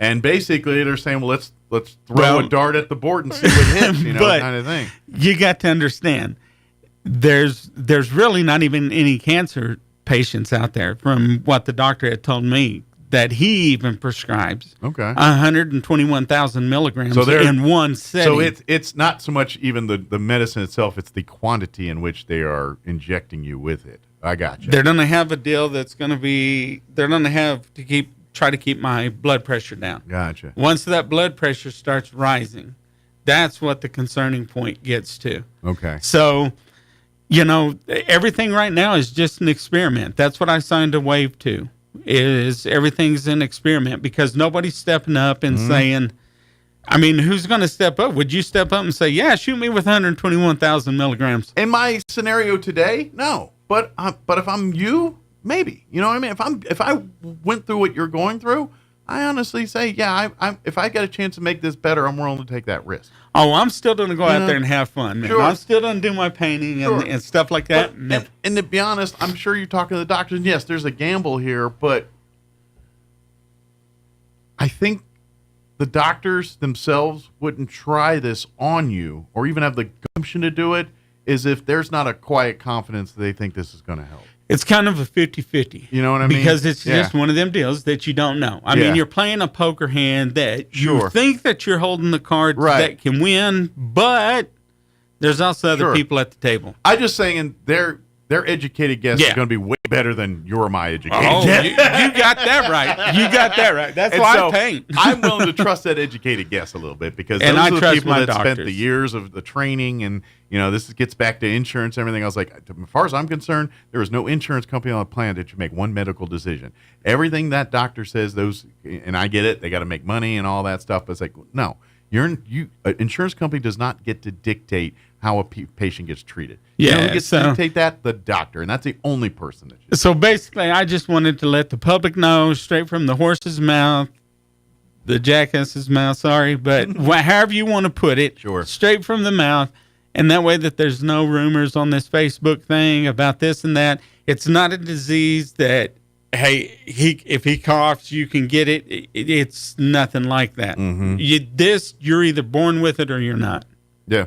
It's not something you develop, or it's not like an allergy where you could say, "Well, I used to be allergic. I wasn't allergic to peanuts, but now I'm in my 40s. I'm allergic." It's not like that. It's there's something in the DNA, and if you've got that combo, then you're susceptible. If you don't, then and that's what they're trying to discover. Because I've got like the rare blood disease too. Sure. I can give to anybody. Sure. And that's medicine, folks. And like put it this way: if you have family members and they all have high blood pressure, odds are pretty good you're going to have high blood pressure. That's just regardless what you eat, regardless of what you put. Now, granted, in some families you can just have high blood pressure. Exactly. Like I'm one of those people. I'm on like 3 different blood pressure meds because my mom died with heart. I mean, it's just this is the trap. Now you're making me feel bad because I was making a joke. But there's certain families. Well, I'm also in a place in my life where I'm fully aware of it. But as a human, and then you got to know your family history a little bit. Some of that, and because and this is why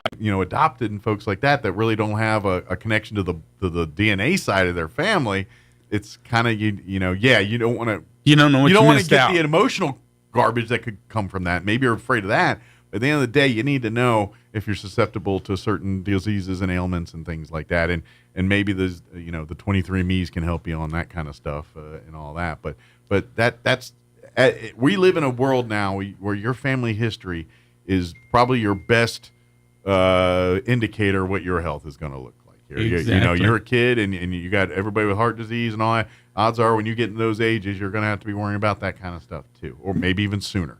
Well, after December 2nd, like I said, I plan on still being here and agitating everybody. But that's kind of where I'm wondering too. Like you said, this is a one-off, but like how it got there in the first place. Is there something in the DNA that passes they don't know? Yeah, and that's because there's got to be something there. It just didn't show up. I've got to imagine there's some cocktail of DNA hitting the right that just created it. You know what I mean? And it's like like in science class that first day, they said, "Here's some chemicals, just pour it in there and see what it does." I think sometimes DNA. 2 people get together and they put together their DNA and sometimes it creates something like, I've never seen that one before. I was that kid in science class and all of a sudden they started mixing chemicals together and it was like, holy crap, everybody run. Well, mine was in chemistry class. He gave us like a group of like 6 chemicals and he said, do whatever you want in there. Mix them up, have fun with them. Do not grab one from your other's guy and put it in it. And of course I heard that first thing. Let me borrow that, Rose. Yeah, exactly. Let's see. And that was one of the times I made the teacher leave the classroom. There's another time as well. And that was the time I decided to see if there really was 1,000 rolls of paper towel on this paper towel roll. And I physically unrolled the whole thing in the classroom, sheet by sheet, and sit there and I had it rolled. And I did some dumb things. I was a wild kid sometimes. In chemistry class, I failed that class, by the way. But yes, I know exactly what that was. All you do is go home and say, sorry, Mom, Dad. Yeah. But if we can move on to something pleasant. Yes, let's talk about this. Here's your copy. This is the latest book artwork. I don't know where the camera. Right there. Right there. Yeah. All right. This is the latest book of Cindy Sloan Buds. Excellent. This is your copy. Oh, thank you. This is basically her personal journal in there. Poetry and stuff, but that's the book cover that I done for her. So this is like a snapshot in her head, maybe.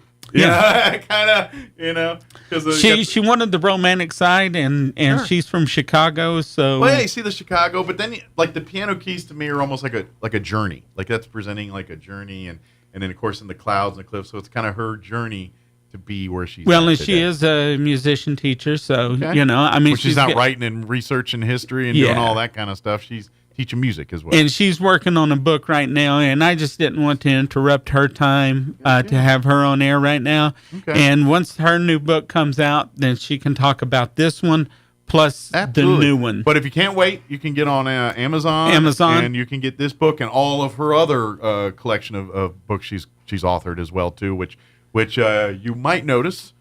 More than just this one might have some artwork that kind of looks like a Greg Birch kind of work. Pretty much all of them, except for her first. I would say there's probably one or two books maybe, but outside of that, it's. And she's a New Mexico author too. Excellent. She's from Albuquerque.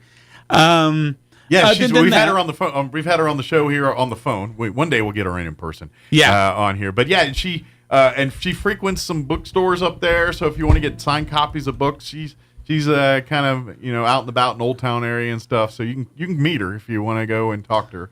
But yeah, she's got a whole slew of books. Really, everything from this kind of stuff to historical. It's kind of broad little collection there. So. And now December 7th, Pearl Harbor Day. Everybody needs to start thinking about getting their tickets up there to the Spencer Theater. Ooh. Michael Martin Murphey is doing a concert. Okay, on Pearl Harbor Day, huh? And at the Spencer. Up there at Alto. And if you've never seen a show in there, put that on your bucket list. I mean, really, if you've never seen a show in the Spencer, it's a beautiful theater. It is a amazing venue to see a performance. Now I get it. Sometimes it can get pricey, but it's worth it. I think his tickets are starting at $49 so if I'm correct. I just know that sometimes certain shows and venues can get quite pricey in the Spencer Theater because you're paying for what is the Spencer Theater. But now the reason why you want to do that is things are in the work right now. Okay. And we're in talks. And I'm actually going to do the painting of Wildfire. I sent you cool. the picture, yeah. too. And I'm not letting the cat out of the bag. So is he commissioning you, or is this some people trying to surprise him with some stuff? It's going to be a surprise. Okay. For the most part. Okay. That we know. Like I said, things are still in the works. Gotcha. But I'm getting everything prepared and getting it locked in down. the meantime. And you got to get ready for when he's in town for that concert. So that's kind of created the deadline here. That's how come I'm trying to put everybody under the gun up there to get me an answer as soon as possible. Sure. Then I'll release it to the public that it is a for sure thing. So, let me ask you this. And that way people can get their pictures or whatever they want to do. Like on the creative side of that, do you just carte blanche it, or do they give you a direction? I do it on my own. Okay. I didn't know if they say we want to do this thing, but I want it to evoke this, or they say, hey, can you do something for him? Go have fun, freak out. Man, that's whenever I do something like this, that's again a part of my competitive side. Gotcha. I mean, that's where you see the Michael Jordan and me come out.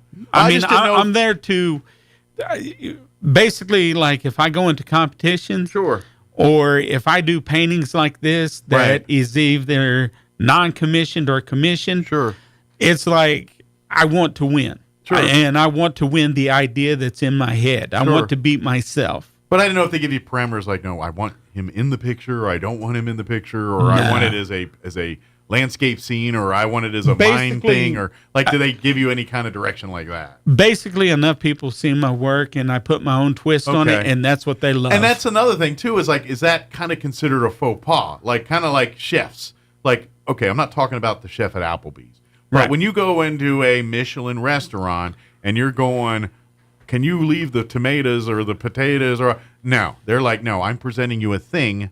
This is what you take it as. You don't get to pick and choose on that. So I didn't know if that was considered in that same word. If they said, hey, can you paint me a horse with a blue mohawk, and you're like, no, that's not what I do. If they did, I would do it. Okay, but for the most part, everything that I do is, hey, we're gonna leave you alone. Gotcha. Okay, you know what you're doing. We trust you. That's kind of where I was wondering, because, and considering this was a celebrity, and, let's just face it, celebrities have a history of liking what celebrities like, and I didn't know if they got a little and Michael Martin demanding. And there again, Michael Martin Murphey is New Mexico. Sure, absolutely. I mean, he's really the singer of New Mexico. Sure, yeah, he's kind of So there again, that's kind of painting New Mexico history. Yeah, he's a New Mexico guy with a footprint outside of it, a much bigger one. But you, at the end of the day, his cloth is cut here in New Mexico. Yeah, the thing that I'm going to ask him for is to give me the private tour of his ranch up there. Oh, nice. So that's going to be one of them behind the scenes deals. Absolutely. So now let me ask you this. When they ask you this, is Wildfire the song the inspiration, or where does your brain go? See, now, man, I've already sent you the picture. Yeah. And the horse looks nothing what you would think Wildfire is. So now you're trying to drag it out so that I'm telling the public. But I don't want to get. But at the same time, I like to. I'm a fan of the process. Right. I love how the thing came to be. So I'm always going to be that nosy guy that's like, yeah, but how'd you get here? You know what I mean? Because that's what I'm gee whiz curious about. Like, wait, because that's. I see a work of art and I look at me and I'm like, there's no way I could do that. How does one person get there from it? So I'm always fascinated. So do you put your shoe on the left foot or the right foot? How do you do that? So that's where my place always comes from. I'm just gee whiz curious on how people do great things and how they get there and where their headspace is and what it took to get them to that point. I'm just always curious about that. Well, and there again, I'm like everybody, man. I put my pants on the same as everybody else. Sure. One leg at a time. Sure. But here's the thing, Greg, is you have a talent that many people do not have. Well, thank you. Thank you. When we see that, we're like, well, what is that guy doing? You know what I mean? And God, sure, a lot of it's God-given. I mean, but at the end of the day, you take what God gave you and studied and enhanced, and you know what I mean? You didn't just go up and say, hey, I kind of like this painting thing. Let's paint a doggy or let's paint a birdie. You're like, no, I want to know the materials, how does the lighting impact this? Where does the techniques of the brushes, the types of things I paint with? And that's where an artist work. And that's where musicians, it's the same kind of thing. A musician, they can make music, but they're, the tools are the thing. And well, so that's where I was kind of, and yes, you're a dude's dude and like to hang out, but at the end of the day, when it comes to putting paint on a canvas, you're not a dude's dude anymore. That's a unique talent that few people possess, and that's where people are fascinated by. But did Leonardo da Vinci not do that? Did Michelangelo not do that? Maybe. I mean, it's thinking everything outside of the box. Sure. That there's something... In other words, taking the blinders off Absolutely. And seeing a whole big different world. But to me, it shows that at the end of the day, we all are humans and all of our brains work differently. Yes. And my brain works a certain way and it's a blessing and a curse. Some things like what I do in radio and how I'm able to quickly usually pivot on something, and that is my God-given talent. That's where I am good at. And so people come to me, it's like, how do you do that? I'm like, be honest, my brain's wired that way.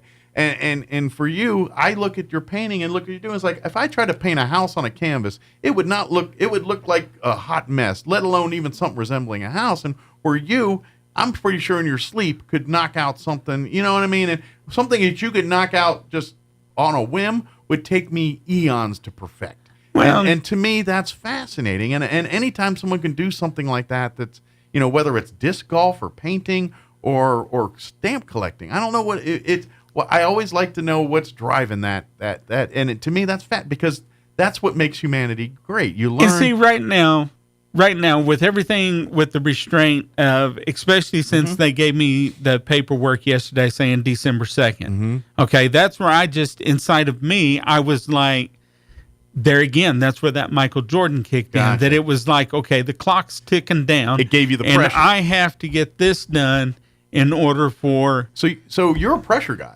So you probably I live for it. Like you do better work when someone puts a deadline on you. Exactly. Gotcha. Okay. If it's, and some people thrive that way and some don't. Yeah. And that's the other thing. I'm kind of in the middle. I don't like it, but I can, and I can thrive, and I'm able to do it. But if you give me my druthers and time, I much prefer that. The more pressure that you give me. But I also get too is I get lazy.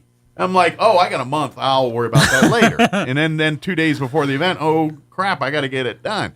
And so I create that in my own head sometimes. Oh, don't get me wrong, man. I used to be that way growing up as a teenager. I mean, I would fluster everybody that knew me back in the day. I mean, it was, if I could put it off till the last 30 seconds, sure. By God, I did it. all humans do that, but unless it's something you're passionate about. Yeah. And that's what you just found it through painting. Turning in that essay, you're like, I'll write it in the morning or whatever it is. Because you're really, at the end of the day, dreading it. But painting, you're like, I can't wait to get to the next level. To answer your question, how I achieve at certain things, the Michael Martin Murphy now, I still don't want to just give that all away. But the way that I derive at the majority of my paintings, I would have to resolve that it's more that I can stare at that blank canvas longer than it will take me to paint it. Because, I mean, no joke, this painting that I'm fixing to show you only took me 2 days. Gotcha. But I stared at it for a week. But you're visualizing. Like, exactly. We see you staring at a blank canvas. Your head, you're putting pieces and moving things around and visualizing what's going where and how you're going to do it. Exactly. Yeah. And that's just how. That's where your art. gift is. Because if I did that, I'm staring at a blank canvas going, I don't know, let me put a sun somewhere. You're looking at me saying, that dude needs a straight jacket. Well, no, I'm looking at it as that my brain doesn't work that way. And that's, but see, and this is maybe me. I can appreciate those talents. I like the different. I like, if all of us were the same, I don't want to deal with that. I don't want to deal with 10 versions of me. That sucks. Yeah. I want one's enough. Yeah, I want to deal with a guy that thinks different from me, or a guy, this person's into saxophone. Okay, what drew you there? How does that, to me, that's what I'm interested in, because as humans, yes. Hey, talking about the saxophone, not to get off subject all that bad, but what did you think about the other night whenever I posted the Justin Bieber 1980s remix? That was pretty cool. You know what? That would have been a #1 hit. This is the thing with those. I want to hate them, but I don't. You know what I mean? You're exactly. Like, this should be awful, but I'm digging it. I know. It would have been on the charts. There's a couple Metallica yacht rock ones I came across. I'm like, this should be god awful, but I kind of dig it. It's catchy. Sorry, my bad. No, my but bad. You're absolutely right. But again, that goes to my point.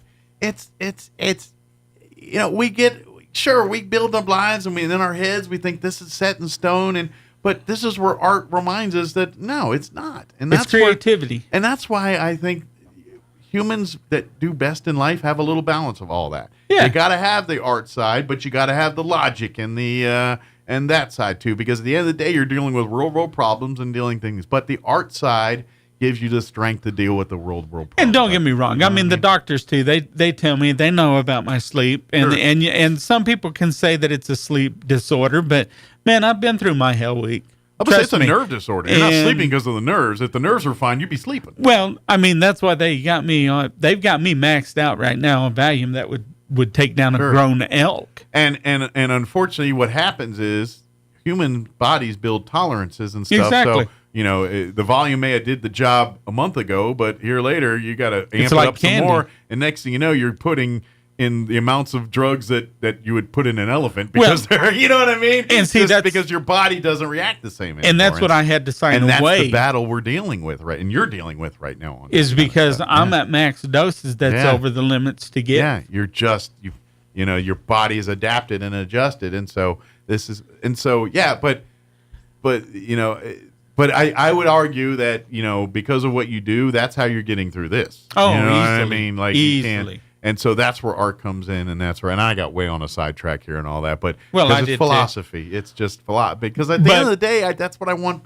I want people to come away with at least an understanding of how things are. And that's how come they need to get up there December 7th. Like I said, because I know that I'm going to still be here. And it's going to be an amazing concert and be a great show and everything. And people are going to be like, yeah. "Good grief, why didn't you go away already?" But anyway, no. Have you met him before? Michael Martin Murphy? Yeah. No. Okay. No, this will be the first time. Cool. Everything is going to be, I don't know what to expect with him. Like I said, I was supposed to meet George Strait, but Tom Foote, he passed away. And so now trying to find his new manager, it's like George Strait has 6 managers now. Yeah. And it's like, well, you can get in touch with this one, and then we'll send you to these other 3, and then we'll send you back to these other 3. Kind of like when you were talking about your experience with Metallica here a year or so ago. When George Strait and those guys get to that level, they're more of a business than a name. To get to the name part. It's an entity. To get to the human is very difficult. You've got to gauntlet through a lot of business to get there. And they want you to deal with the graphic side, which Metallica don't deal with the graphic side. Yeah, we'll be your friend. We'll talk to you. Like if you found George Strait, you could probably walk right up to him and say, hey, how you going? But in the real world, to get to him to do that's very hard unless you just be in the right place at the right time. Now I've got the bone to pick. Yes. You wondered why I'd been up so long. Uh-huh. It's because whenever I was talking to Metallica, Hetfield, all night long until 5 a.m, he's the one who started that crap. Yeah. See? Well, see that. See? Okay, so it's been since then. All right, so blame James. I'll blame James. Like that one, I would because if James Hetfield and I were talking all night, I don't care. Sorry, guys. Y'all have a bad show the next morning because I am not going to bed for that conversation. See, with me, it was like, dude, I got to go to bed. To be honest, if he wanted to talk to me at 7 a.m., I'm not even sure I'm showing up for the show. I'm like, I'm sorry, I'm still talking to James. It'll be done when it's done. Do what you got to do. Yeah, y'all got this. It's a once-in-a-lifetime opportunity. So I get that. But anyway, I got that, and then I've also got this. I was approached to do from the New Mexico Mounted Patrol. Okay. And that one is it's kind of taking a back seat right now because of the Michael Martin Murphy. Okay. And if that one's coming through, I'm still working on it. Okay. But as soon as I get that okay, that boom. Gotcha. Yes, we're legit. Here's how things are going to work. Here's what we're going to do. Okay. I'm on that painting, and so then that one has to take a back seat. And I want to tell Jason Holloway, sorry, sir. It's just the way that this cookie's crumbling right now. Priorities kind of happen, and it kind of puts you in a thing here. And I just saw the time. We got to get the painting. It's 9:57. Okay. I just looked up and said, "Oh man, we're about to get kicked off the radio." Here's the painting. Oh right man. Here. This now, is it. This is the livery stable. Mm-hmm. Okay, we know these that look way better in person than these pictures you keep sending me. By the way, I see the pictures. I'm like, oh, that looks nice, and then I see it. And I'm like, whoa, okay, now it's way better. Yeah. This is Billy the Kid. He would have hung out here. This right here, we know that in Las Vegas, New Mexico, that stonemasonry cut didn't come into play until 1889. Billy the Kid was shot and killed by Pat Garrett in 1881. So this is 8 years after. So the one that you're looking at in Las Vegas now was built after Billy the Kid's time. Wouldn't have been there. You would have he would have seen this structure. Okay. This structure was on the. Sorry, I'm going to be fast. No, you're making. This structure would have been on the outside of town because the train did not go all the way through town whenever it first showed up in 1879. Gotcha. They had tents on the outside, which is, well, what they considered like Tent City. Well, yeah, you look at like these pop-up towns and silver towns and these mining towns, yeah, they're tents and stuff till lumber and things get showing up. Yeah. Las Vegas came and they bought all these tents out and for nickels on the dollar from all of these people. And then they started building things, okay? But then it's still, again, it was burnt brick and adobe at this point. And like I said, we know that from historical archives that stonemasonry cut didn't arrive and didn't even take place in Las Vegas until 1889. Gotcha. So anything that you're seeing that is stonemasonry is 1889 up till present. Gotcha. Makes sense.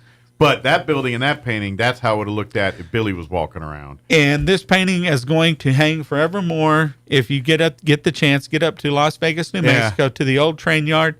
This painting will be hanging there. I'm supposed to meet with David Romero, the mayor of Las Vegas, again.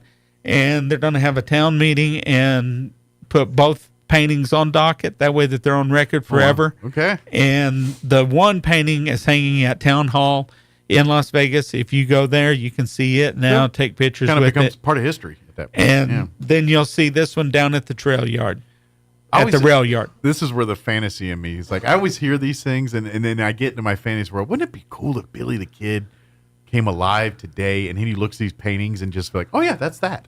That's that. You know what I mean? Like, wouldn't it be kind of neat to see the people from the time and they look at your work and say, oh, I know what that is. It's from that's back. And me and my mom, we've had these discussions before, and some of the family member. I think Billy is the type of guy that me and him, we wouldn't get along. Yeah, I think he's too snide. Probably. I think that he was too smirky of a. I want to just say how Justin Bieber in his younger days. Sure. Well, it takes just that kid that you just wanted to just wring their neck. And I think it takes certain personality traits to get through what he get through and do what he did, which excelled in those avenues of life, but probably would devolve other aspects of life. Yeah. And the last thing before we go. Yes. Again, I am not bringing Billy the Kid back to life. I'm trying to simply show what the building looked like that he would have seen. To give you a painting, literally, in your head and on physically, of what history, what the town, what the things like, what he would have experienced had he been walking through the streets. And Jason Young. Jason Young sent me some information. Thank you, sir. Shout out to you, man. Excellent. Greg, as always, we appreciate the visit. God bless. We're praying for the next phase here in your treatments and all that. And, it's all good. And we're ready to see you here next like time. Somebody told me, I've got this. You got it. You absolutely got this. Absolutely. So, but we're just excited for the next thing and waiting to years from down the road and Michael Martin Murphy, the next wormhole you go down in history. There you go. Thank you, Greg. Appreciate you. All right, that's going to do it for us. Have an amazing day. News is in progress. We've got Clay and Buck coming up in just a few minutes. You're listening to 106.5 Roswell's Talk FM, KEND, Roswell, New Mexico. Have an amazing day, everybody. Lawsuits against TikTok, alleging the popular short-form video app is harming youth mental health by designing its platform to be addictive to kids.